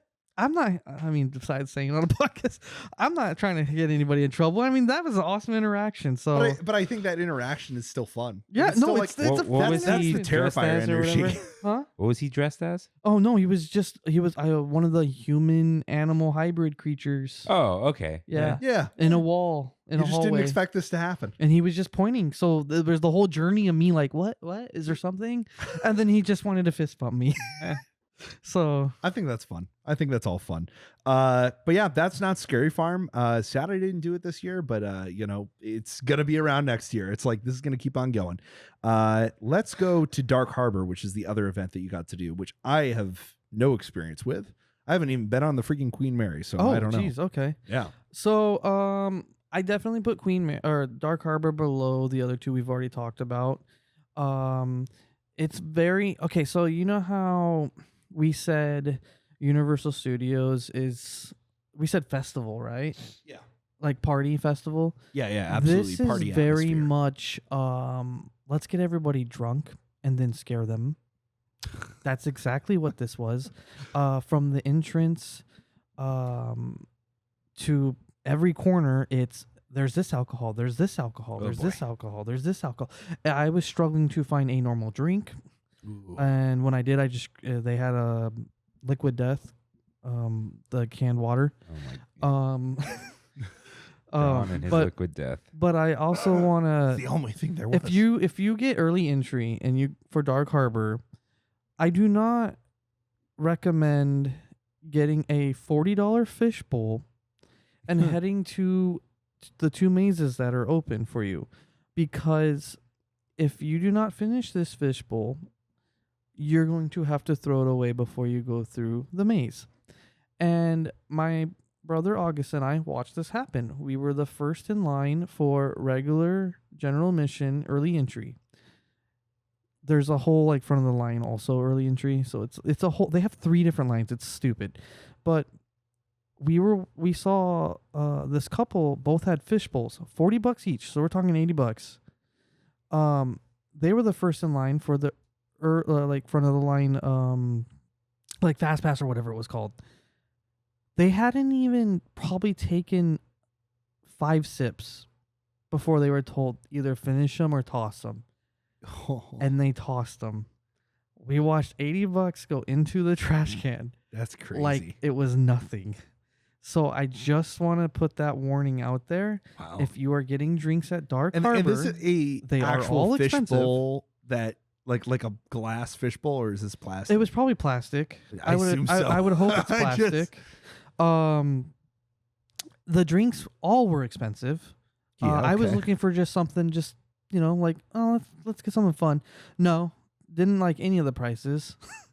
Queen Mary's struggling, dude. Yeah. How much was your ticket? So, because I went to Midsummer Scream, which is a hot event that happens Right. every year in middle of summer, I went to the panel for Dark Harbor, and they had a QR code that popped up at the end of their panel saying, exclusively for everybody here, scan the QR code.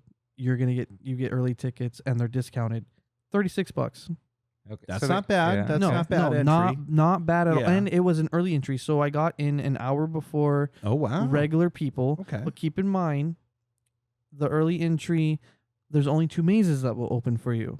And then once 8 o'clock hits, which is the normal time, I think, for everybody, then they'll open all the others. How many mazes does this have? So they have, let's see, I know them by name. They have Feast, which is basically cannibalism. Infirmary, which is a mad doctor who falls in love with a elegant singer, and they team up, and the singer lures people down to the bottom of the ship. Doctor does crazy things. oh, to so them. this is So that- God. And then there's Lullaby. Lullaby is the girl who drowned in the pool. There's Big Top. There's Voodoo.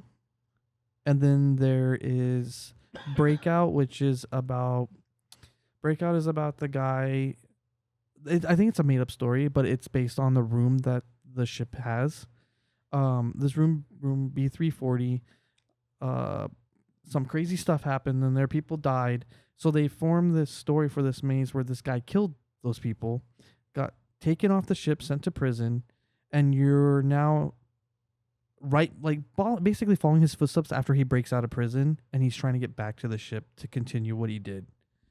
So I Okay. would say that's 6 mazes. 6 mazes, right? Yeah, 6 mazes. How many are on the ship? Or any 3. Okay. There's mazes on the ship. Yeah. Not bad. I Not didn't bad. know there was mazes on the ship. Okay. So what's cool is Lullaby, which I said is the girl who drowned in the Queen Mary pool. That's on the ship, and you even walk by and get to look at the pool. It's very brief, but because the pool is That's- dangerous, That's a little morbid. Yeah, Yeah. no one's supposed to be able to go in the pool area, but there is a scare actor little girl, or someone who looks like a little girl, and behind her you can see the actual pool area. So Yeah, that's pretty the cool. pool area has been blocked off for Yeah. quite a few years because Yeah. there's no water in there anymore. They have a fake water effect Okay. because the way it was built, it was like sinking into the rest of the ship Yeah. because you're not You have the really weight of the supposed. water. Yeah, and that's the reason cruise ship pools are so small is Mhm. because for however much water is at the tallest deck, this ship has to be that heavy or much heavier way underneath. Yeah. And it has to be reinforced all the way down because Mhm. the water sloshes. Well, So what's crazy too is for a while the Queen Mary wasn't doing anything.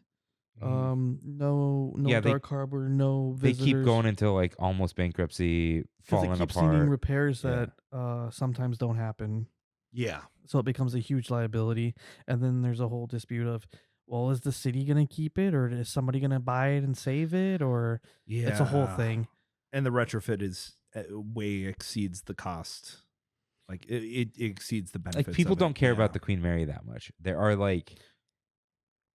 there are Titanic level obsessed people about the Queen Mary, but like you've met them because they're from like Long Beach and like around The Queen here. Mary is a beautiful, But- cool ship. I but, think it's one like- of the only things left from, Yeah. or that kind of ship left. There's only one ocean liner left in the world. It's It's not that. No, it's Oh. like there's one that Oh, you that can still still Didn't it, sail take, on. didn't it take its last thing? No, it's No? still sailing. You can still. It's oh gosh, I forgot. Apparently, it kind of like sucks though. Yeah, it's not a cruise It's a Queen ship. Elizabeth or something, isn't it? Yeah, it is. It's an older ship, but it's like it's designed for that speed with the transatlantic crossing. I don't know. it was the built history in of the Queen Mary is 1960s or crazy something, as yeah. well. The whole, like, it used to escort soldiers, and they painted her gray, Yeah, called her the Gray Ghost, and she would go across from one side of the ocean to the other side of the ocean because she was faster than the pursuing enemy. yeah, faster than the U-boats. Yeah. Yeah. No, And- it's very cool, but yeah, that's interesting. But yeah, Dark Harbor sounds like an interesting event, except for that everything's going to be more expensive. Like it's like that's interesting. Your like entry fees lower, but then everything inside is like you're It's- trapped. It's funny. We've talked about this here.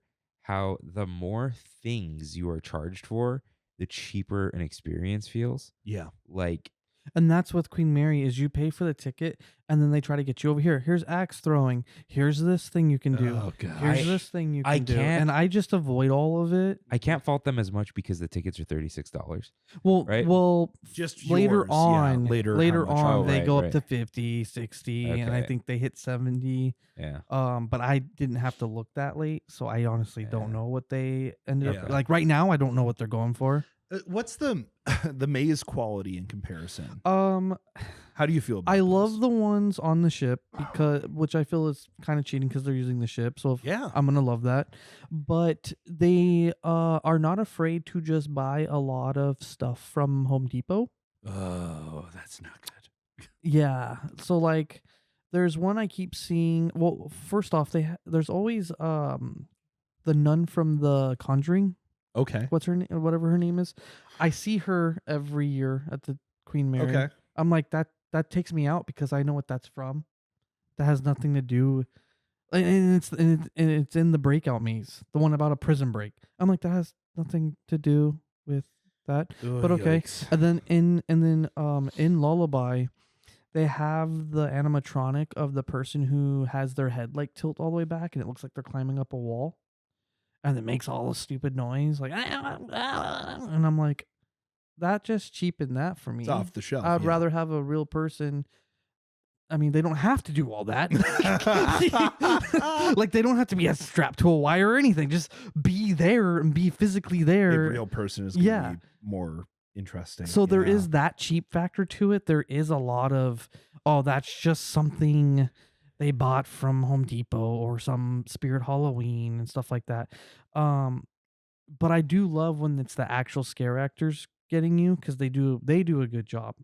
I just want to do a quick shout out to August real quick, because when I said we were in front of the line when we watched the fish bowls go in the trash, we got sent in line before everybody, and so there's nobody in front of us, and there was a scare actor down the hallway, and this is on the ship, down the hallway just staring at us, and he has this big old grin, and he slowly backs up, and he just fades into the darkness, and August and I are like, oh.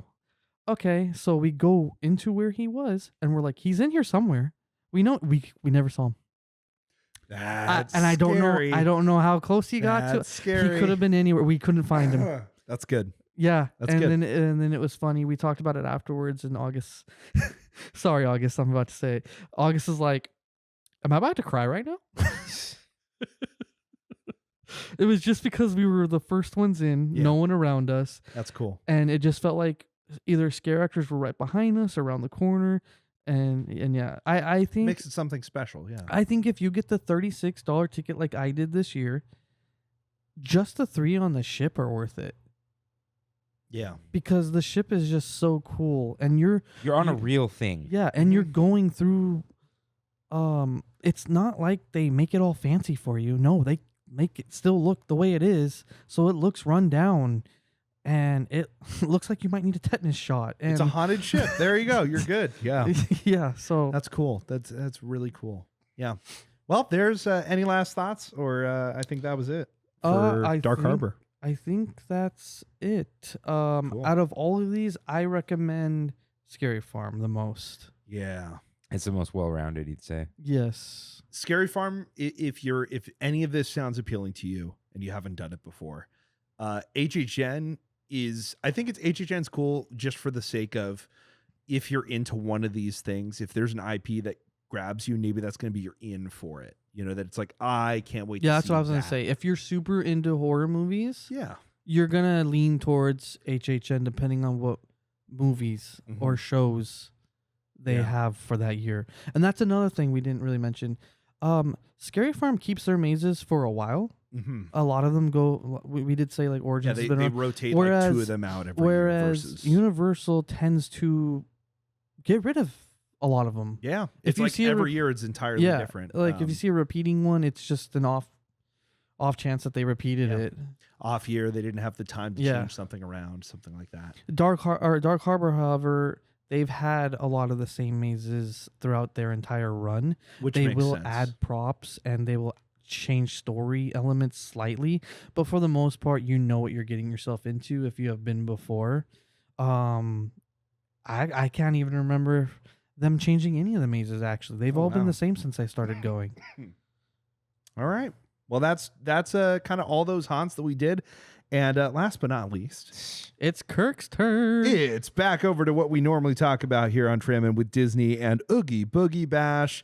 Kirk, I think you're the only person we I didn't do didn't it. go. Have you guys ever been? I have been multiple times. No, I have been on days that it's happening, but no. You've never been to Oogie Boogie Bash? That's crazy. So, Oogie Boogie Bash is a Disney Halloween party at California Adventure, Oh yeah. which debuted in 2019.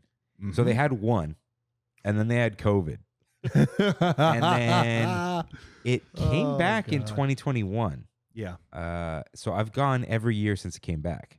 So this is my 5th one. Nice. And Oogie Boogie Bash is the reason Disneyland Halloween starts in August, because they need more dates for it.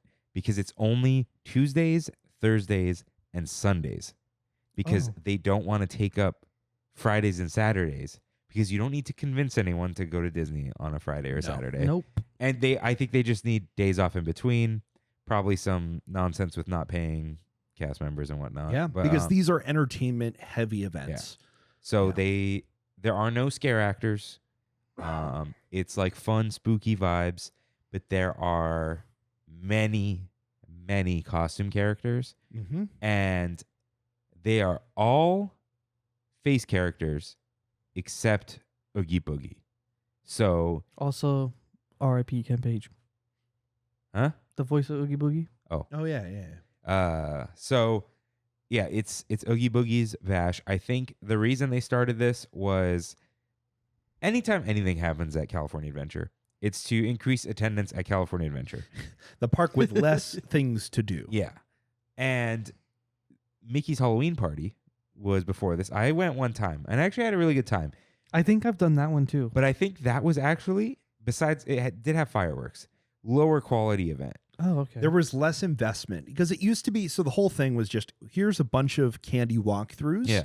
Here's a few Disney villains sometimes, but mostly you're just coming in for the parade and the fireworks and for spooky lighting everywhere. That was all of it. And low wait times. Yes. Because when I did do that, I went on 5 or 6 rides. And that was the only ticketed event that they used to do, correct? As far as I know, yeah. At Disneyland. Because over in Disney World, they'll do a Christmas party as well. So they have a few ticketed events, but it really started with that Mickey's Halloween Yeah, party. because we didn't get After Dark until the debut of Sweethearts Night. Yeah. And then a month later, 90s Night. And there was only one of each of those. Mhm. And that was when they brought back, it was Disneyland After Dark, and they brought back like the old date night posters. Oh, that was so Yeah. cool. So Yeah. that's kind of where like the After Dark logo comes from and all that. So yeah. But it was yeah. it was them realizing what they were missing out on. That for years, Knott and Universal have been doing these after hours events. They've been doing scary events for Halloween. Disney had something to take advantage of that with families, but it didn't really appeal to young adults, teenagers, like all Yeah, ages. It was went- much more of a just for kids event. I went because one of my friends had 2 extra tickets. And I didn't even go with them. They were just like, "Do you want to buy these 2 tickets off us?" And I was like, "Yeah, sure. We'll go." Because they were like $45, $50. So it's something ridiculous. Now, Oogie Boogie Bash, I think is above $150 a night, depending on It's the night. very expensive. It is. It starts at $129 a night Yeah. for like August 25th. So technically, your one day costs a little bit more than Universal at its base, but Universal, if you want to do everything in one night, costs much more than just going to Oogie Boogie Bash. Oh, Oogie yeah. Boogie, everyone has the same tier of ticket. Yep. Everyone gets in at 3 p.m. if wanted. 6 p.m. is when the Halloween party officially starts and people start getting kicked out with like wristband bottlenecks and whatever. So the big draw is everyone can dress up. Oh yeah. And because adults or anyone over the age of 14 cannot dress up at Disney. Nope. Like people even push it with the Disney bounce sometimes. But they let you get away with it sometimes. They say no full face coverings. They give people a pass when it's so funny. Like I saw a Carl from Up full face mask, and I think they were just like, "You're not going to do anything. You're so yeah." And there was also, I did see a couple Mandalorians. I think they're like, try not to put the helmet on, like just carry it around. Yeah, carry it around. But then if you put it on for photos, you're putting it Yeah, on if you're for walking moments. around with Yeah. it, I bet you they'll be like, "Hey, Yeah. If you were walking around all the time with Yeah. it, eventually you'd get stopped. Yeah. But otherwise, it's going to be few and far between where that's a real problem for them. Yeah." So they do it on the nights I mentioned, but they, no matter what the day is, they usually add Halloween. Yeah. So Halloween is available this year, but I think my tickets are like $179 each, which is a lot. Mhm. The reason we go, it is the only like real Halloween thing Kimmy and I do. We do pumpkin patch with her family. We go check out like the Rogers Gardens store, but it's like they just put decor up and you could buy it. But this is the only thing we do. And we like dress up every year, like crazy Love those themed, costumes every year. That they crazy good, it's good. attraction themed costumes. That's been the theme, and it's like getting harder and harder to dress up as like attractions that aren't like contrived, right? So we do that every year, but that's why we like it. You get a bunch of candy. This year, the fresh fruits and vegetables are gone. So no Nice. apples, no carrots, no grapes. Cool. They still do craisins. They still do goldfish and the graham goldfish. And the goldfish are like Mickey. One, kids like that, and it's kind of an alternative snack, and they throw it at the end. But I think the main reason they got rid of the healthy snacks, they do a survey every year for everyone who goes, or at least I've gotten the survey every year. I think healthy snacks as part of a Halloween party are not a priority for parents. No. Plus, I think parents realize you're walking around with like this bag of apples for 4 hours. It's disgusting by the time you get home. You forget it at the They're bottom all of the candy soggy, bag. Yeah. And also, Disney probably has to throw them all away. There is so much from personal experience. I've seen them have to throw out a lot. And I think the that makes no candy, sense. once it makes it out into the park, they can't take it backstage anymore. So if you gotta really go. want, if you go to the treat trails at the end of the night, they will tell you to put your bag below the bin and start shoveling the candy in there. They need to get rid of it. Yeah. Yeah. At first, I thought it was because they don't want to take it backstage, but I guess they can't. It's whatever. Another when thing they is bring one out. if candy falls on the floor, they kick it underneath and they'll just give you more. They're like, Yep. don't pick it up. Here's more. Yep. Because they can't. It's a as we health all thing. love to hear, sponsored by Mars Wrigley everywhere. Yep. So I'm no Kit pretty Kats, no Reese's. sure the candy is like free. Yeah. It's probably like a Coke situation. Yeah. Like the cups are free, right? Yeah. As Just long back as that truck you only up. have Coke. So yeah, there's some sort of deal going on. The candy's either free or like you're paying for the shipping, like Yeah. some sort of crazy deal because they give you tons. I saw some old lady, she'd be like, can I get a few more? And they're like, sure. Yeah. Like, so yeah, it's very fun. I got a question. Yeah. Does it seem to vary year to year? So Is there any There is some very big differences besides certain characters that may or may not show up? So the main differences are the different villains. Fan favorites stick around. They will try to like do some cross IP things sometimes. So like Agatha came around when WandaVision was a thing. Yeah. Okay. And then they kept Agatha because she just works in that area. And then they did her new show.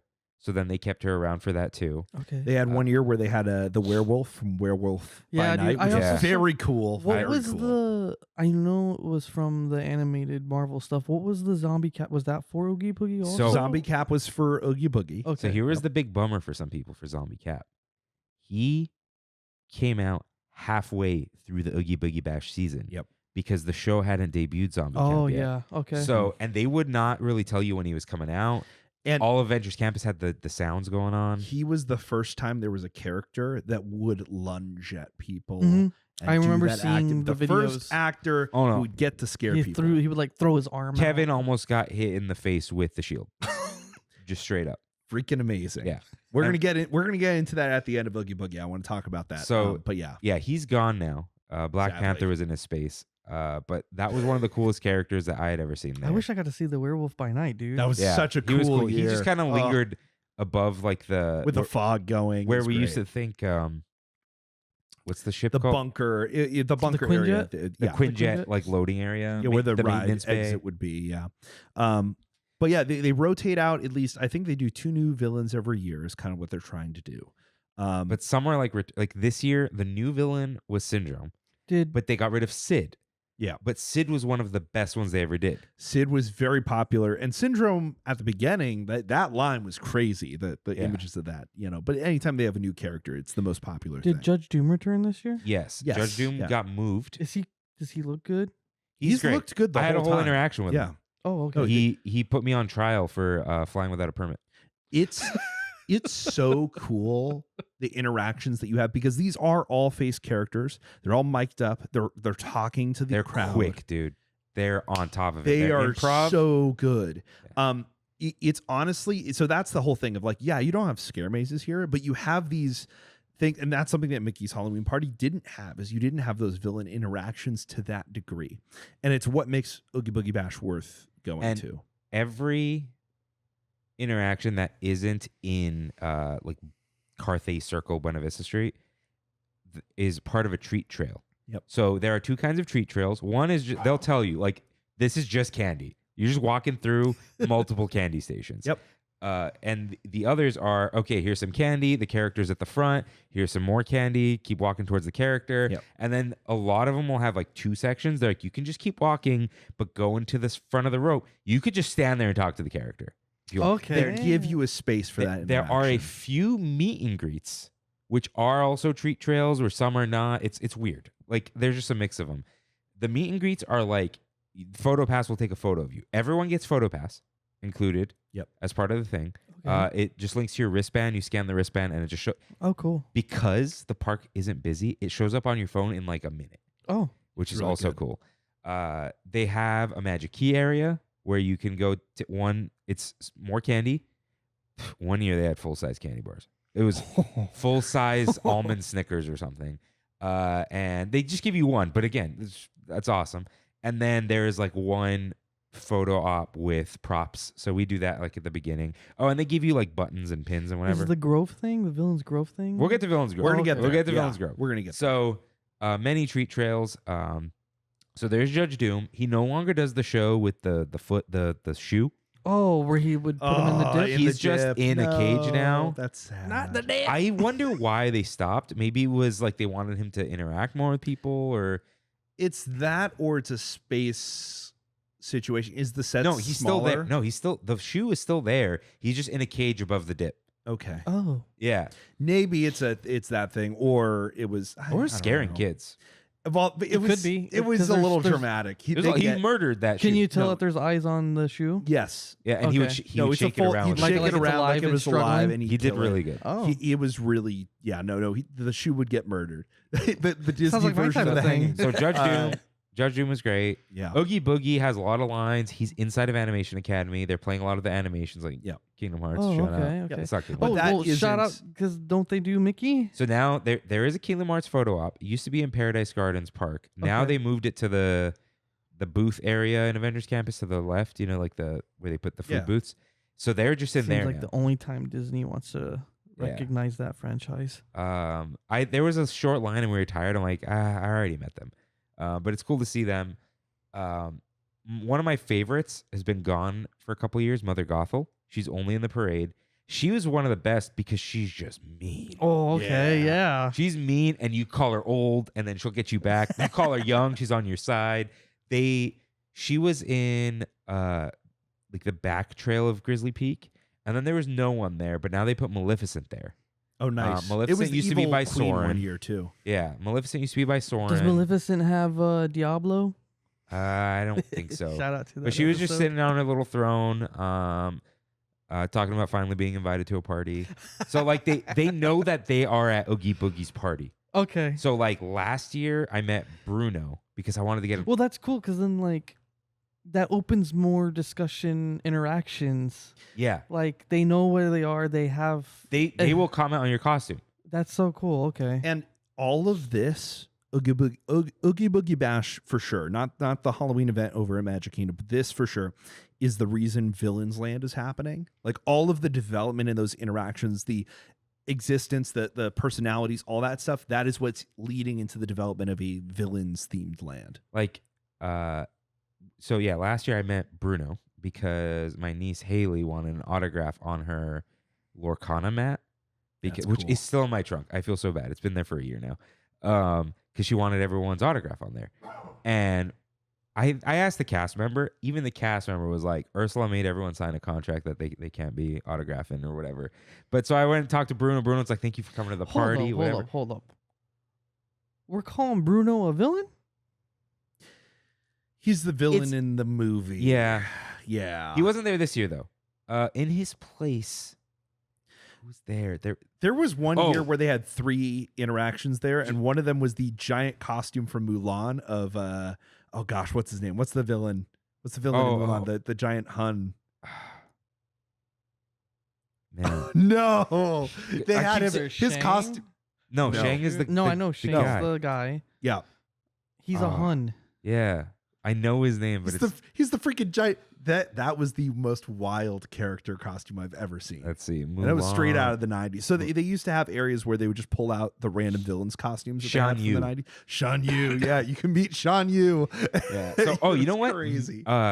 Meg and Hercules are there. Meg and Yeah, Hercules there always it show is. up at Oogie Boogie Bash. Yeah. Interesting. So they're just like part of one of the little meet and greets for photo ops because So kids just like meeting people. Did they put him? They didn't even put them near the Hades. They're by the Eureka Wheel. Oh, interesting. Okay. So we did Judge Doom. So the Sanderson sisters used to be where Judge Doom is now, the hangar. By or it was a hangar for a minute. Now they're in Paradise Gardens Park because that line is so long. But it's Minnie, Daisy, and Clarabelle as the Sanderson sisters. So people lose their minds.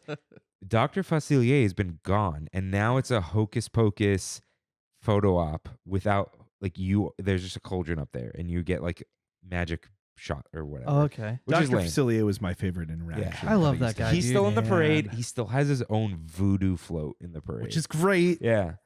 So he's still there. Let's see. So for a minute, 2 years, there was Cruella, new Cruella. Yeah. from Oh, the Emma movie. Stone. And then that like died off, which it should. People just like, all right, we're over the movie. But she was pretty popular for a minute. And now that's Hades' Hideaway, which So is cool. probably my favorite part of Oogie Boogie Bash because they're just playing like jazz lounge music and he's just riffing with everyone. Yes. Dope. Okay. So it's Hades is your there's Tonight like Show host. yeah, so there's just like that whole stage in the Hollywood Hades, backlot. Lord of the Dead. Host of the underworld. So he's chilling on the throne. He'll get up. He'll like yeah. There's like blue fire everywhere. It's so And then he'll like interact with people, and then he'll be like, and then Hercules, and then like the flames go red.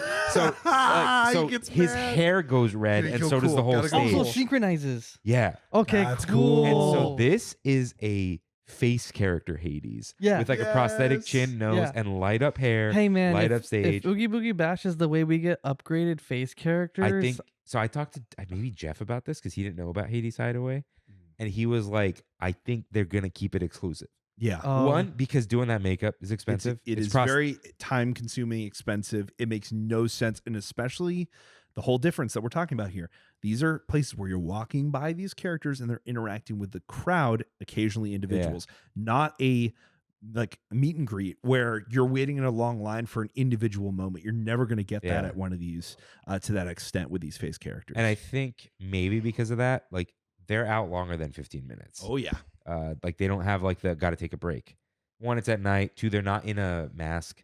yeah, I was gonna ask how that goes. So, so how I- often do you walk up to where a villain or a character is supposed to be, and they're just not there because they're on break? It's happened once. Like I remember one time Ernesto was gone for like 45 minutes, but I think Oh, that's like his De La legally mandated Cruz. lunch. Yeah. So but I think I don't know any of the specifics, but this is like they are doing a performance, so it's under those rules as opposed to costume character acting. Oh, stuff. okay. That's something that Disney is much more involved with these versus Universal or Knott, where you're just like hiring a bunch of these people to like, like scare actors, but they're not doing performances. And they're like Disney's contractors and whatever. So It's as far as I know, easier. princesses stuff do their own makeup, right? I don't know. For the longest time they did. They Yeah. have like the guidelines, and some people post them they're not supposed to. I know they could get help, but like they're supposed to do their own makeup as part of like putting their costume on. For sure, like Hades is not doing his prosthetics, No. like so that's like that does cost them a lot of money, I'm sure. Of like And this time, dude's yeah. sitting in a chair for an hour, whatever. You get paid for wearing prosthetics. I know that's like a whole thing. Yeah. So Hades is the best. Let's see, who else did I meet though? Oh, Ernesto de la Cruz is amazing. Oh no, I've Awesome. So seen he that. had a tiny little stage in that overflow area. Now he's where Madame Mim So he's still started there. out. He's still. He still, is in the queue area of the Hyperion. Hyperion. So first, Johnny Depp, Mad Hatter was there, Yeah. Oh, that was yeah. wild. and he sat on like this big throne. And then they put Madame Mim there, Mm-hmm. and she was empty. No one for cared. 1 year. Yeah, and then she moved to the overflow because Ernesto moved there. that's sad because I'm glad Madame Mim got. She got a moment. Yeah. Yeah. She got her 2 but- years. A lot of them, they'll stay 2 years and then they rotate them out. So Ernesto de la Cruz does a whole little concert with the guitar. He talks to people a lot. He'll speak to people in Spanish, which is fun. Very cool. Ooh, that's Uh, cool. Yeah. And he'll call out to the crowd, and then he ends every performance on there by singing "Remember Me." yeah. Not even his song. I don't know. I Smart. haven't seen That's the Coco. point. Yeah. You So- haven't seen I Coke? haven't seen Every time So- we bring this Well, up, now that's I crazy. regret saying that. No, I Holy know crap. everything. Is it? But I'm just sad that he Yeah, hasn't seen it because he's really great up there. Who else is at Oogie Boogie? I think Who would you want to see there that hasn't been there? I got one. I got a good one. Yzma. Yzma would be great. Yzma and Kronk. Where are they? They freaking the background music loop here is like all villains music and then some like pop thrown in there. But they throw in Yzma's song, which was cut from The Emperor's New Groove. And oh gosh, it's so funny because it's a really good song. And I'm sure you can find it on there. But it's like she has a villain song. And I remember the first year I went and it was like, Yzma has a villain song? Like, where has this been? But yeah, that would be a really cool interaction, especially if you actually had Kronk on stage too. Like Yeah. in their lab coats. Yeah. So So good. Get a lever up there. Of all Yeah. people, though, Buena Vista Street. So they had Cheshire Cat, Evil Queen. Evil Queen is not a face character though, or not Evil Queen. Queen of Hearts. Hans. Just who's Just Hans? You know, Yeah. he's there. So there, that was cool. That's the afterthought location. We got this costume through. Well, and it's like that's just like people want to just meet. That's where like you can have your interaction, speak with them, and then the cast member will ask for your phone. Queen of Hearts was a face character at, I believe, Pride Night, I think. Oh, Yeah. No, they had a Queen of Hearts face character that they put out there, but she's not their Oogie Boogie Bash, which is crazy. yeah. I think this. You could only have so many. I don't Yeah. know. Hook. We don't have the face character Hook. No? I think Oh. that would be cool. That'd be a So cool yeah, one. there was Hans, Lightning McQueen, and them are all out there. Oh, how could we? Aren't they like They're in their Halloween costumes. version, yeah. How could we forget? Yokai. from Oh Big Hero 6. my god, Dude, So he's still there? Yeah, or- you know what his bit was this year? Talking about his dead daughter. Oh. that's insane. Like he was like, I remember when my daughter used to dress up. Jeez, Yeah. that's crazy. So And the only reason they're doing that is because you can't put anyone else there. It's the Big Hero 6 area. you know what? It's an extra treat trail, an It's extra fine. interaction. But that's crazy. Yeah. And you can hear the metallic little nanobots flying around. The entirety of San Yeah. Francisco is playing that sound. Oh, that's cool. So in terms of and we mentioned Syndrome. Syndrome's really funny. Yeah. He's cool. Those are my favorite interactions I've seen. He's as good as Sid was with interactions. I wish they had both. Yes, Sid was great. But yeah, talking to Sid, we like stopped talk to Syndrome. We didn't even really mention the costumes. So that we wore. The first year we went, we did Pirates of the Caribbean, and Kimmy was one of the women chasing the pirates, and I was the pirate. So that was our first year. I think we hit it out of the park with that one. Everyone knew what we were. Uh-huh. The second year, we did Mr. Toad's Wild Ride. Yep. So I was the judge, and Kimmy was Mr. Toad. And that like came together last minute. It was perfect. John, thank you, because the picture we have is in front of the haunted car. What's it called? Oh, the zombie car. The zombie car. Because we're in DCA.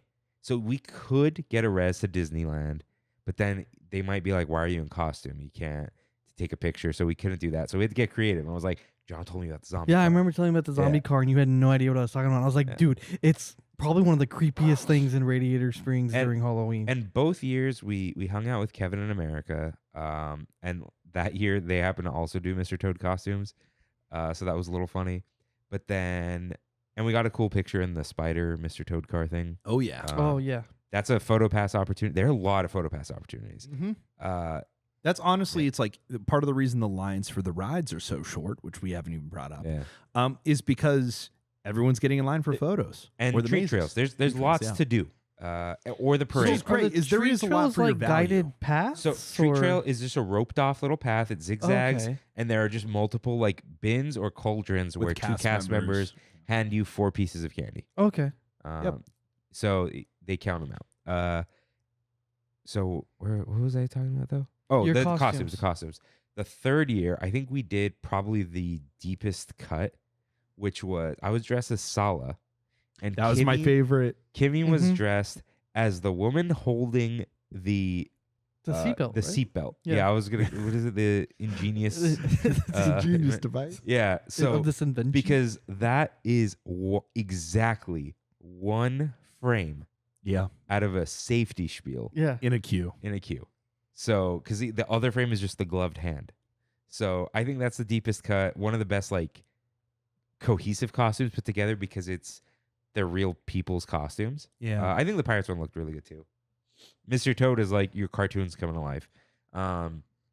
Last year we did Soren. Mm-hmm. So I was Patrick Soren was good. Yeah. and Kimmy was the pal who did some nice work. Nice work, pal. And that year we got the lead for Soren took the photos of us and then just let us skip the line and get on the ride. Yeah, see, that's and That's then great. they told us like we're gonna put you in the next theater you get right in the center. And then every cast member was like, "Are you Patrick?" Because like they see this thing every day. They hear this every day. Like Yep. it's like Patrick is their coworker. He's Yep. the lead flight attendant. So then like So even when we good. sat down, we sat on the edge, and I was like, "Can you take a picture of us?" And they're like, "For our chief flight attendant, of course." Like Okay, so we got the photo on the ride, which is tough to do. that's awesome.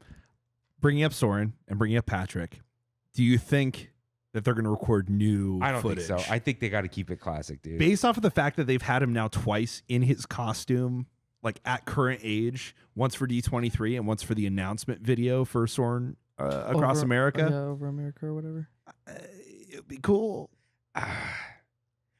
Only if they find the kid, because they found the guy. If they find the kid, they're going to find the kid, and he's going to be the person with these little beauties now. Yeah, but they found these little beauties guy. He was Oh, on the that's new true. video, but Yeah. the kid was just like some random woman. No, they got to find the kid so They they gotta can find the recreate kid. it. But I think that they should. I think they should redo it.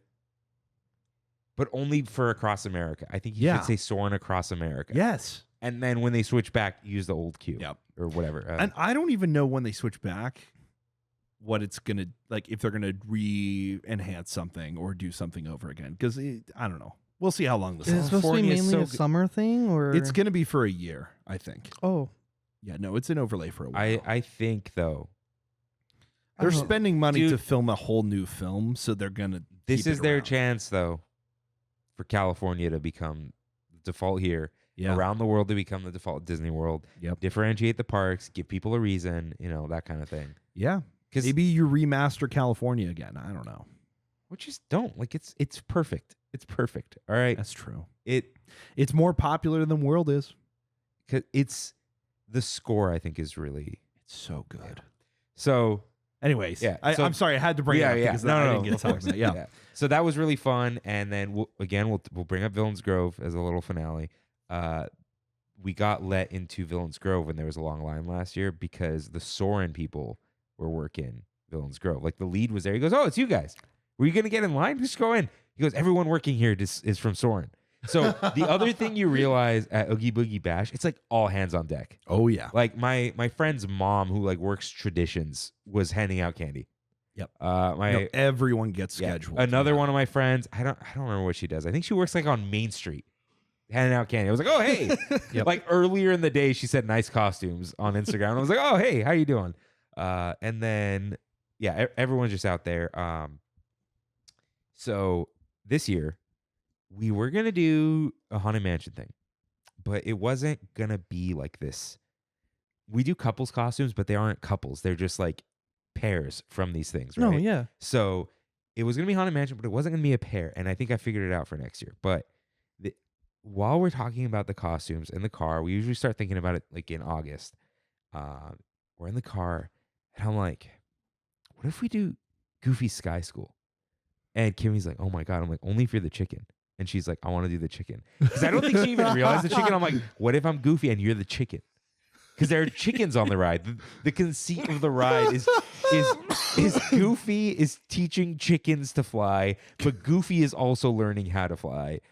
It's just ridiculous. It's just absolutely ridiculous. And there is like a Goofy learns to fly short or something. No, there is. Yeah. But it's about him building an airplane, which is a whole other thing. But yeah, chickens, flightless birds, learning to fly. So I did I was gonna borrow a bomber jacket for my brother, but then it's like a real one that you could wear in the snow. So I'll die. So I bought some Too hot. polyester one from Amazon. Kimmy bought like a pleather pilot's hat and goggles, Nice. and it came with the pilot scarf. Like, oh, That's perfect. perfect. Yeah. I bought a blue beanie, and then I bought some like dog costume, like headband and whatever. Okay. Cut the ears off, and then two-way taped them on the inside of the beanie, Nice. and then bought like some steampunk goggles because Goofy's not wearing regular flight goggles. I didn't do the gloves. Unnecessary. It's necessary when you're like Sorcerer and Mickey because it's like 4 pieces to the costume. But I'm like, no one's thinking about Goofy's Mickey hands. No. You know? So I think that was it. It came with a pin, and I wore the pin that I wore as Patrick. That I actually like sewed on the little stripes oh for wow. Patrick's thing. Wow. I did glue and sewing, whatever, thread. So, and then Kimmy like bought an orange dress and then glued feathers and little like felt triangles to it, and these like knee-high chicken leg socks, and these like things you put over your shoes. That's crazy. So yeah, and then I just like found some little thing in the closet. Forgot to make I my love that they do learn this. to fly yeah. book. Every year that they do this. So I just wrote "learn to fly" on a folded piece of paper and held it upside down. So our plan this year, I'm like, let's get there a little early because now like parking and security is like so much worse. So we actually got there around 5 and like breezed right through everything. And Kimmy also had a beak Yeah, that I was saw. basically like an N95 mask. It wasn't, but Oh. like she was like, I'm like, is that That's uncomfortable? crazy. She was like, it just feels like wearing a mask again. Oh, Yeah. okay. So oh boy. yeah. So So she didn't have to color it or anything. she was gonna do like yellow lip. lipstick or whatever, but she just found like this beak. Okay. That's So, good. Yeah. So breezed right through, and I'm like, we went to Goofy Sky School, but the park was still open. It's like 5:30. Yeah. Like, ooh, this is bad. So we actually ordered food ahead of time. We didn't want any of the exclusive items because it's the same as last year. So we got the staple quesadilla, absolutely loaded. So we ate that until we heard the park announcement that the park's closed, and then we went to Sky School. Yeah. And so the Sky School Lightning Lane was closed at that point because there's no Lightning Lane for Oogie Boogie. And that's where like the chicken coop or the barn is with the chickens on it. So then we asked the cast members, can you take a picture for us? Which they're like, it's funny to realize like every ride is a cast member's ride. Yeah. And they're like, they like breathe it. Yeah. Like, it's their life. yeah. Like, so they're like, oh my God, yeah. And they're like, you don't have to say yes, but like, can we take a picture of you for the team? And we're like, yeah, of course. Like, we're doing this to be silly. So he takes a few pictures of us. And then we go, and Kimmy's like, oh, you know what? I want one more. And we're like, hey, can you take a few more? Like, oh, yeah. And then they're like, another cast member comes out. This is how much the cast members love this. They love their rides. We know this from like Matterhorn. They have like little plushies and stuff. So they go, would you guys like to hold our chickens? Oh. So they have 2 chickens. I forgot their names. So one is like a chicken in a basket, and someone crocheted them. Wow. And the other is a chicken in a T-Rex costume. Because like chickens are dinosaurs or whatever, right? Yeah, no, I So get we it. held those up. They gave us a little like costume award. Aw. Like they have these stickers that they hand out every year, I guess. It said like Wow. Oogie Boogie 25. It said costume all-star. And so they took a few more pictures for us, and then we took a couple shots outside, like under the sign. And then like we went to the Magic Key thing and like posted the pictures while we were waiting. And that photo op was cool. Like I said, we did all those street trails. Usually our plan, like, don't watch the first parade. No. Everyone's there. It's crazy. A lot of That one's kids- wild. Can't lose it after that, and they go home. Yeah. At like 9 p.m. Oh, right. And the party is 6 to 11. Ends kind of early. So we usually wait for the second parade, wait at the end of the parade, which is Hollywoodland, because it starts from Pixar Pier. Mm-hmm. And then I get on Monsters After Dark. This year, we did stuff in like weird reverse order. It was my bad. I kind of was like zigzagging, but it oddly worked out where it's like, no, don't wait in the long line because it will just be empty. We were walking past Monsters After Dark. Kimmy's like, it says 15 minutes and there's no one outside. So we just like walked right into Monsters After Dark. Beautiful. Yeah. Amazing ride. Went back out. We did Villains Grove. So Villains Grove, they have to explain to people. It's like a villain's art installation. Yeah. No Okay. candy, no characters. So it's like this. It's like this lighting experience. This whole time I thought Villains Grove is where you go to meet some of No, the these villains guys. are like Oh. everywhere. So it's the same every year. It's a lighting and props, and they just like close them up during the day. Like Redwood Creek is still open during the day. So you walk in. I believe the entire thing is kind of themed from like Will o' the Wisps, from Brave, like very loosely. Like that's where all. Very loosely, yeah. But then you walk in. The first thing is like an Alice in Wonderland thing of like very. Well, it starts out with Hunchback of Notre Dame. Does it? Yeah. Where you go through the fire with the candles. That's at the very beginning. Oh, that's Hunchback. That's I didn't even Hunchback. realize. Is it Yeah. the song in the background? Yep. Da, da, da. Oh, and there's like Yeah, instrumentals Hellfire. of everything. Yeah. Yeah. It's the instrumentals of all the villain songs. Then it goes into Alice in Yeah. Wonderland. So then it's like it does the this yeah. way, that way thing, and they're in different colored paint. So the light Red and changes blue, the and it signs. changes Oh, Yeah. okay, that's kind of cool. No, you would really appreciate it. They put a lot of effort into that one. My only disappointment is that it stayed the same. Yeah. But it's like, It's been the same since they started to the. but Oogie it's like Boogie. kind of constrained to where it is too. So like, And it's still popular. It Yeah. still has long lines. so you go yeah. to Alice in Wonderland and it's like a rose garden, and the roses change colors, and there is usually a rose scent. But this year, that scent was it. I didn't smell it, but it was at Ernesto had the scent, which is funny because of weird. the flowers. Yeah. But anyways, you go past there. You walk. I forget the order now. But then there's a whole like scar area. there's a scar area in the There's- rock See, I pile, love very- that. And yeah. and And they'll have like bursts of steam coming up. and for there's like that. the projection Hyenas. of the hyenas in the green. marching. Yeah. There's a little Dr. There's a Dr. Facilier thing. It's like a There corner. is a straight up Will o' the Wisps area, Yes. Okay. and like lightning in the trees, The very- and lasers. The and- very end is you walking towards the light. Yeah. Oh. You go into the light, and then the maze ends. Yeah, Kimmy always takes that thing. Oh. You know what? Is there a loose Maleficent Thorns? Yes, there is. Yeah. Yeah. With projection on the rock work, and then Yeah. you see her shadow in the woods. Yeah. It's very cool. It's the closest thing that they have to a maze there because it's just like a full art installation. It shows a lot of potential, and that's something that I kind of wanted to go into. Oogie Boogie Bash is cool too because you have these ride overlays. Like it's like you have Monsters After Dark. You know Disneyland. Yes, you have Nightmare Before Christmas. That's more of a Christmas thing than a Halloween thing, anyway. But it's interesting how they get that, and like you're showing all this potential and effort that you put into, and yet you don't do something like a walkthrough experience. And I wanted to bring up because in Hong Kong they've done mazes before, like true scare mazes, a little bit more like. We walk into a scene and a thing happens, and then you walk into another scene and a thing happens. So it's much more paced out like a walkthrough experience. And because they've done that before, I'm just surprised that they haven't yet here. And they've done surveys about it. They've done certain experiments like pulling people aside and like, hey, we're going to go do this, show you this thing and, you know, see what you think about it. So it's clearly a thought that they've had.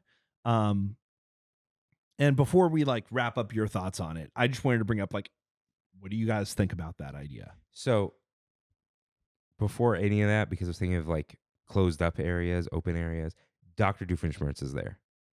From Perry. yeah, Oh, platypus. no. he's hilarious. Leonator. Yeah. That was actually really good. So I think the problem with DCA is it's too open air. Yeah. Like the reason, like people are like, what do you think they'll do to this or that or that? I'm like, nothing, because there is no show building. No. Golden Zephyr and Jumpin' Jellyfish will be there till the end of time Yep. because they are just there. Oh, There's yeah. no infrastructure Permanent required. installation. Nothing's going to replace that. A problem with like changing Villains Grove is it needs to be a grove because it's Yep. in Redwood Creek Challenge Trail. So it's trees, and during the day you could see it from the hotel. So it can't be hideous. It can't be covered. And they do want to keep it open. They don't want to like destroy this thing. They don't want to close it down for 3 months, right? Like they close it for like a week, I think. Okay. And it's all open during the day. They throw tarps over things or block off like little tiny areas. And I think they're just like, where would you put anything? Like you'd Yeah, have to you cover it. you don't get the benefit that Universal does of having existing sound stages. Yeah. Or we do have stage 17 though, which is enormous. for now. For And now. that's the problem, is that they should have done this years ago and experimented with it. Even if it is just, I'm going to do a Disney villain themed maze, and it's this one villain, and we're going to do a bunch of show sequences, or all these You know who villains it have could be, dude? henchmen. Yeah. You know who it could be? Who? If you're gonna do Soundstage 17, Yeah.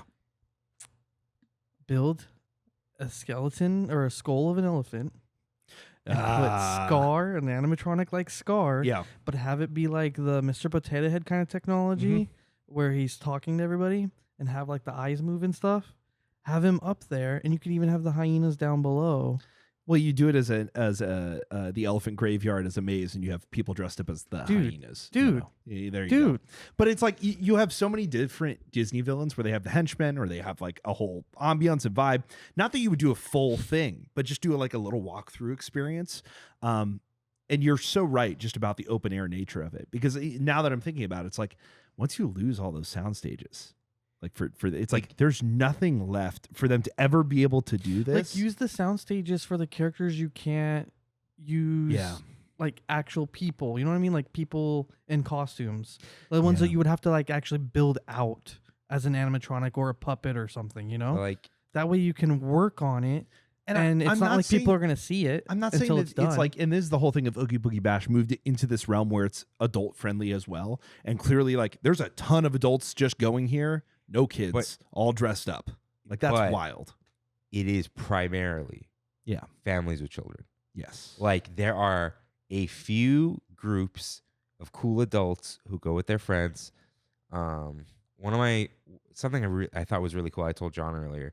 There was like 6 or 7 young women dressed as all the princesses in witch outfits. That's cool. So they were in witch dresses, themed after the princesses, and they had Yeah. themed hats. Themed hats were great because that's all you see. Like they were sitting, right? Yeah. And I just see these little pointy hats, and I'm like, oh, that's like Rapunzel with the little flowers. and then they all like get up and leave, and I'm like, oh, they're like princess witches.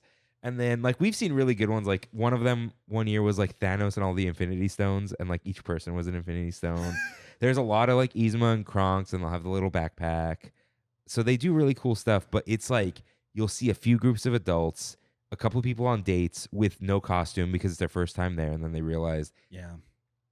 I'd say like 90% of people are in a costume, which is also very cool. And I think that is its own vibe. That's its own That's like thing. part of why we Yeah. go. It's like I just have a lot of fun going with Kimmy. It's our thing that we do, Yeah. and it's just like I'm not a dress up person, and I'm not a talk to characters person. So do you avoid Monsters After Dark until you and Kimmy go and do it for Oogie No, I Boogie? just avoid that ridiculous line. Oh, It's okay. bad. And she Yeah. doesn't- At so- the party, it's good. And she doesn't like that ride.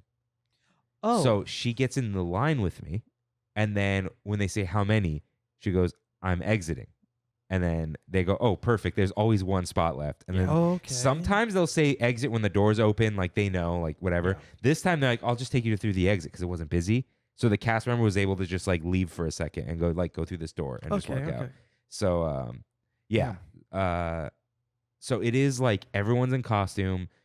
Not many people are on rides. We even like saw Incredicoaster as a walk on, but we were like early in the night where we hadn't like shed parts of the costume. We were like, I don't want to deal with this. No. Let's So just how go to many another treat rides trail. are open or closed?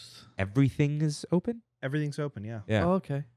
No, so you have full access. like Radiator Springs nothing's shut Racers is down. Ride there. Grizzly River Run in your full costume. So it's not like Disneyland where they Actually, I shut think down Grizzly rides River Run still. is closed. I would think so. Yes, it is, and it's also because no one's going to ride it at night, and you're running a trail through there, so they use part of where the queue area is. Yeah. Not that they would need it, but you're kind of getting all your value in there, and that's like why a lot of people have started just doing the ticketed events, or they'll do the. So instead of Yeah, getting it a sounds Magic Key, like- do a ticketed event, and then do the 3-day ticket deals when those pop up. Yeah. It sounds like otherwise if you you're haven't good. been to DCA in a long time But and it you is. like Halloween, it's so expensive Yeah, that it's not a good deal as a fast pass.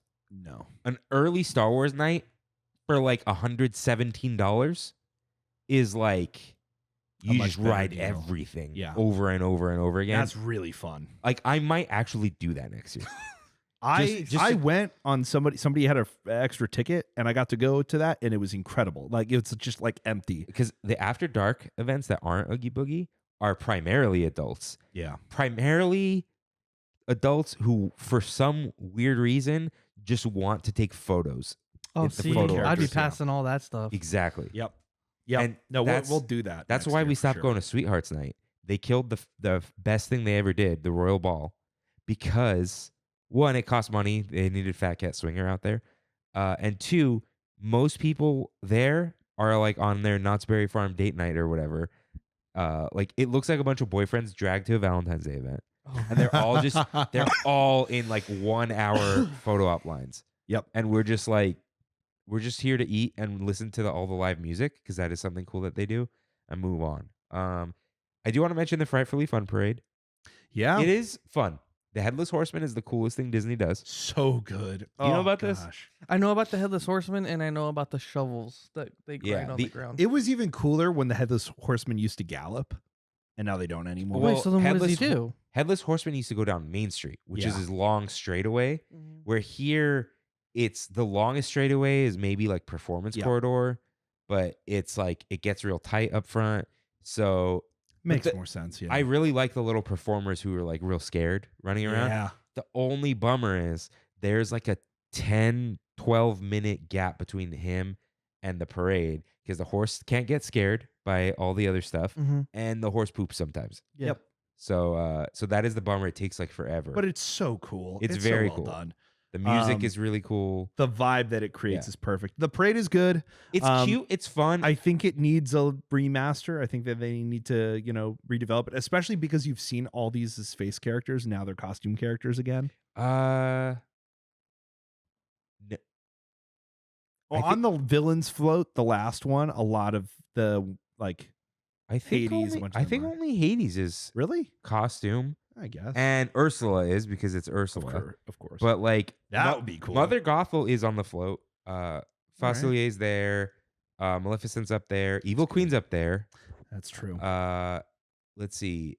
And Dr. Facilier has the weird like voodoo guys on stilts. So cool. Are they like spirits? Yeah. Okay. No, cool, and it's cool. back from when they first introduced because this parade was introduced after Princess the Frog came out. Mhm. And so it was during the marketing push for that. So that's why Facilier got huge representation in the parade there. But, best part of the parade though. Besides Headless Horseman is kind of his own thing. Yeah. Haunted Mansion. Haunted Mansion's So so Haunted good. Oh man. There are full makeup ballroom dancers Dancing go on the through parade route. and they What? dance like the ride. They do lots of spins and they all spin and spin like as a group. So they look like they're on the ride and they have like Wow. zombie-ish makeup. and you get the grave diggers. Yeah. That's and what they the have shovels. freaking That's the shovels shovels? that are Yeah. scraping and sparking. And then you have the good. hitchhiking ghost hip hop dancing, which is my favorite. on the And parade then, float. the bride is on the back of the Haunted Mansion Yep. float. Hurry back. Was she always there, or was she? Yeah, Yes. I think I have seen a B mode where they just have a video of her, but Makes sense. it happens. They used to, when this event started, they were going to have a world of color called Villainous. Yeah. They did it for 1 year. It was the worst show Oh, I was gonna I've say, seen where Disney is it? ever produced. It's awful. And I went to the cast preview for this, for Oogie Boogie Bash. We were on such a hype train. And we're like, it's going to be Villains World of Color. There's no way you mess this up. There's no way. And our jaws hit the floor from the moment this started.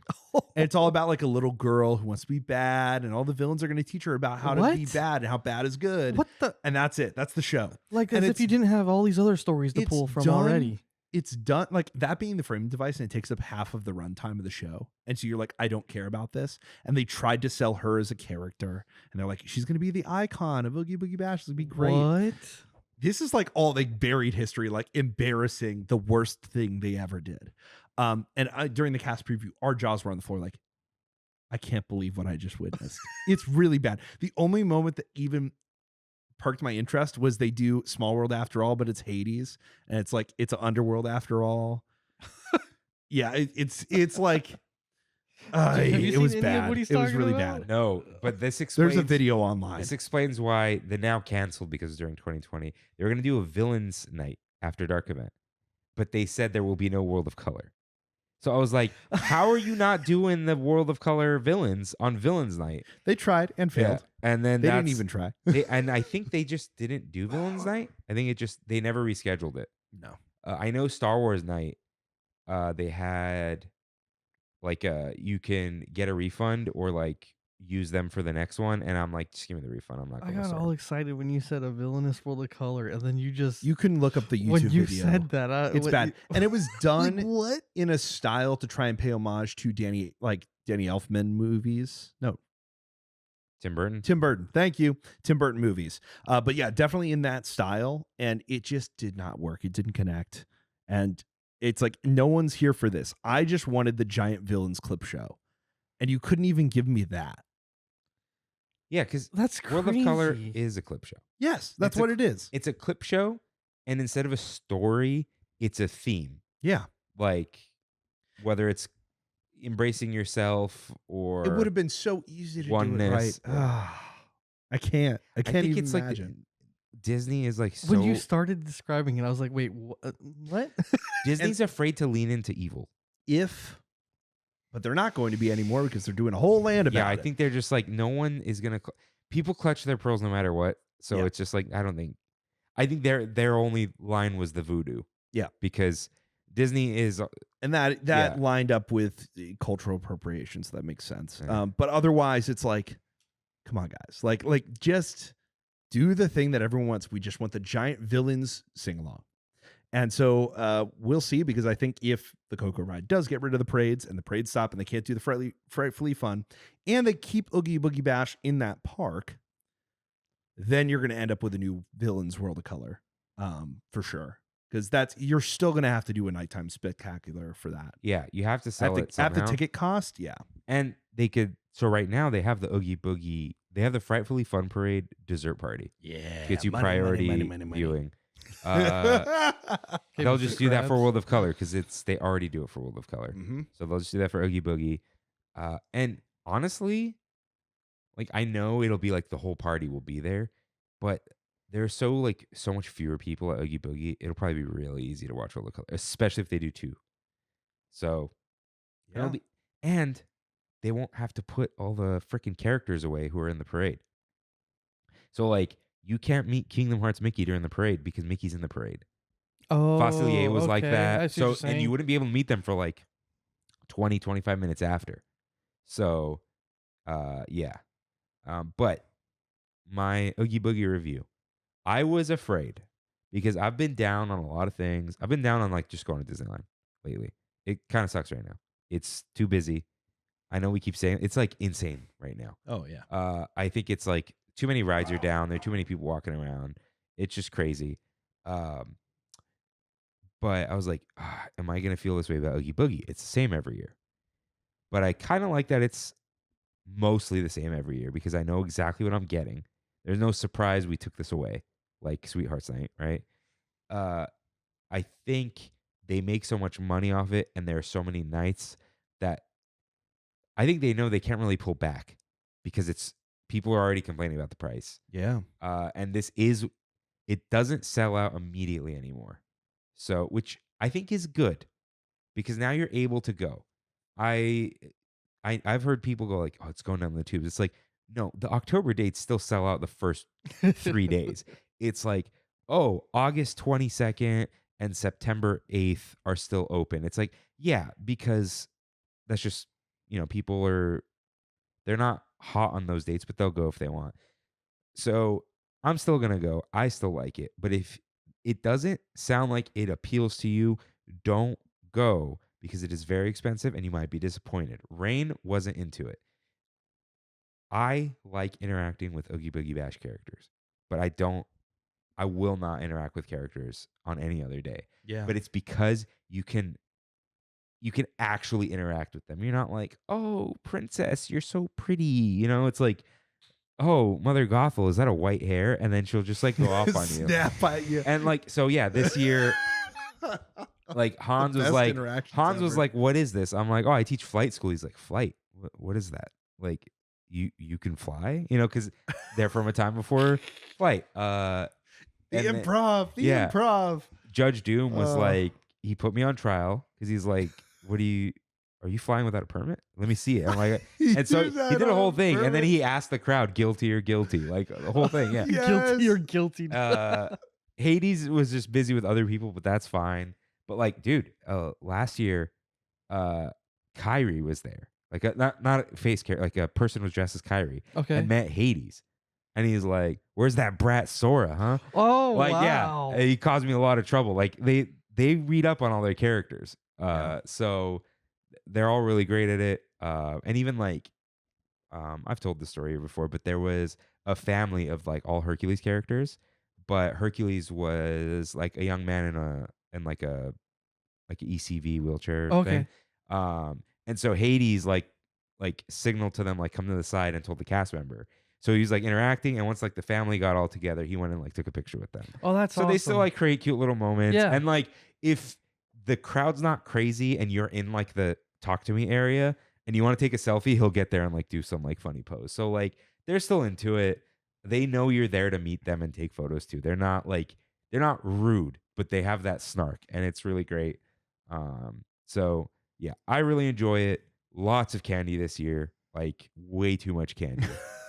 We couldn't, like, I wanted to go see Hades again, and Kimmy's like, okay, but like I'm not getting candy. No, she's like, the backpack's too heavy, and so I'm like, she's like, wait, you don't want to go? I'm like, no, I literally stood outside the rope. I'm like, I just want to watch him like do his little bit for a little long. So great stuff. I didn't even try to drink because it's like you get a little tired. It's late.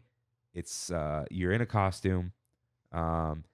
If you do go and you haven't gone, you have to wear a costume. Yeah, You have absolutely. to wear a t-shirt. Coordinate with doesn't your count. friends. Please don't I do feel the like if you didn't, or if I didn't, I would just feel like I So my Yeah, friend, messed up. it's not worth going. so my friend RJ, first year he went, just wore like some like Oogie Boogie Nightmare Before Christmas t-shirt, right?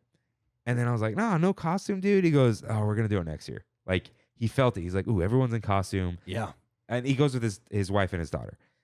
And then last year, they all dressed up as pirates. And like, not like specific pirates, but like full pirate garb. I'm like, Mhm. He's like, yeah, we had a lot more fun. yeah. This year, they were the hitchhiking ghosts. And his daughter is like 4'2" or something, like, so she was like the little Perfect. short one. He Yes. was the tall one. Yes. And it was Oh. great. And they took a picture in Cars Land because like there's a Of Haunted course. Mansion there. Yeah. But like you find a spot, take a picture.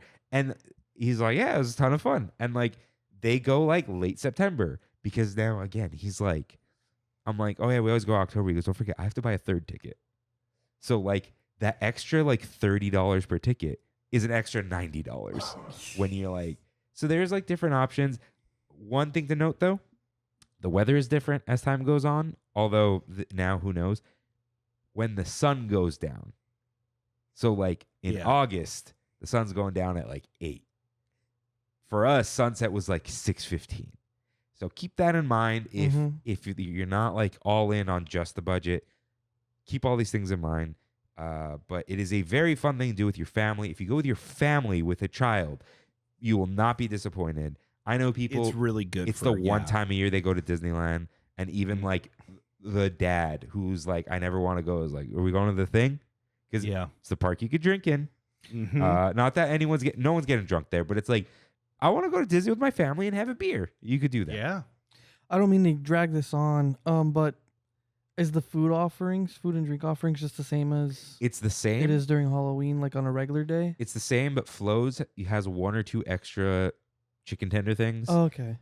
Actually, we did get a little hungry at the end of the night. Uh-huh. We split special Oogie Boogie item at Award Wieners. It was chili cheese film strip fries with crushed hot Cheetos.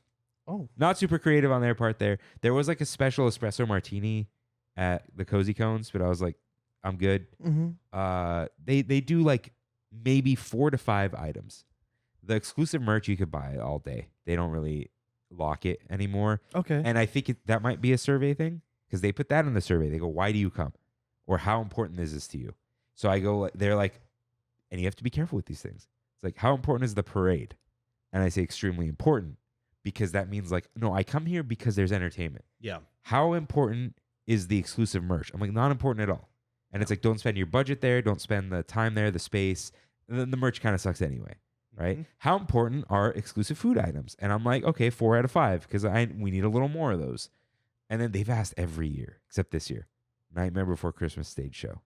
And they just like haven't done it. But they've That's thought about crazy. it every year. Every year they ask Nightmare Before Christmas stage show. And Where I, do You know how where do you popular fall that on would that? be? Oh, I would see that. yeah. But I think they're like, that would have to be Hyperion, and we'd have to do it all year. Or not all year, but like not just for the party because it would cost so much money. It would cost too much to run the show, but that being said, Easy access to the show during the Oogie I mean, Boogie. yeah. Buy the package. Oh, They'll sell the makes stupid so much package. money. Yeah. I think they're thinking about Yeah. doing it as like a 'cause Halloween. you could either do that or, and they've done this on the cruise ships, a villains show. Yeah. And they just started doing it in Hollywood studios too. Yeah. Yeah. That'd be good. I- Underutilized space, man. if Underutilized space. Avatar doesn't close the entirety of Hollywood land, like during construction, I could see them doing that for capacity and having stuff to do in DCA. Because Monsters Inc. will be closed. That whole backlot area will be closed in terms of beer and all that. You know, the Oh, studio that's going truck. to be a huge, So, like, offset. You Yeah. throw something in the Hyperion. Yeah. You know, I think, Run that for a few years. yeah, even a few years. If it's Nightmare Before Christmas, they could run that all year and it'll be full. People are psychotic about that movie. Just crazy. Yeah. Which Oh, is crazy because me being like the spooky guy, I'm not. Jack and Sally I think are it's on the not a parade bad too. movie or Yeah. anything. New and Jack is on the parade. I like the Haunted Mansion overlay they do, but like, I'm not too crazy over it. Yeah. But So, that's Oogie Boogie Bash. yeah. Any final thoughts or questions or anything? Any? If it wasn't for the cost, John, I'm sure you'd add that to your rotation. Oh yeah, I'm sure Sheridan and I would go. Think about it, dude.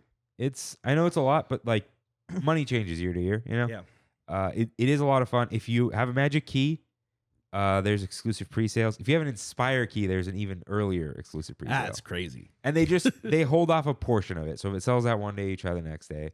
But you know what? Because I think that's okay. Because those are your biggest fans and there are no magic key perks, right? And it's a pre-sale. And I think Oogie Boogie's one of those, like, if you're on top of it, you'll go. If you don't join the queue, like, there were problems in years past where you're in the queue for 8 hours. I don't think that's a thing anymore. If you join the queue in the morning, when it goes on sale, you'll probably go to Oogie Boogie Bash that year. So it's not as much of a problem anymore. Everything costs money. I get it. But yeah, if you're like, is it worth the money? You probably shouldn't do it. Watch like a crazy vlog about it and see if you want to do every single one of those things. The only thing I don't do is like the extra photo ops, but even I do some of them because they're there and it's fun. Yeah. So yeah, is it worth the money? It has to be for you. It's not worth the money. Sounds like for it might be subjective. 1000%, because Rain is never going back. He don't like it. Anyone with a big group of people. That's the other thing. It's kind of a date night for us too, because like we used to go with people, and it's more like we don't want to ask what do you want to do. We just want to do what we want to do. Yeah. Like, and you're a lot quicker with two people. So yeah, lots of fun. Take a backpack and dump the candy in there. That's it. Okay. Yeah. So any final Halloween 2025 thoughts? No, I hope we covered I think we what everyone over-covered wanted. everything. There's Yeah. over 3 hours. Yeah. Hey, you know what? Everyone out there, thank you for writing in and requesting the Halloween haunts. Thank you, John and Freddy. Oh yeah, of course. My white two. Yeah. For going to these events, for Jeez. asking me if you guys could talk about it, Yeah. for getting me to talk about it, and giving the Tram fam what they want. So yeah, thank you all out there for always listening, for all the support. Everyone, give your spooky little sign off. Oh yeah. This Tramtober's over. Yeah. That's is it. it. Yeah. That's it for Tramtober. Hopefully, I'll see you guys next Tramtober. You never know. Yeah. Maybe we'll do a meetup next year. I don't know. My bad. It's My bad. okay. Maybe a Tram through the snow meetup. Hey. We gotta look at the calendar. With We'll start- Christmas vibes. We'll start looking at the calendar Christmas for blockouts and all vibes. that. Figure it out. Yeah. But yeah. So I guess that's their sign off. So with that, we'll see you real. Boo.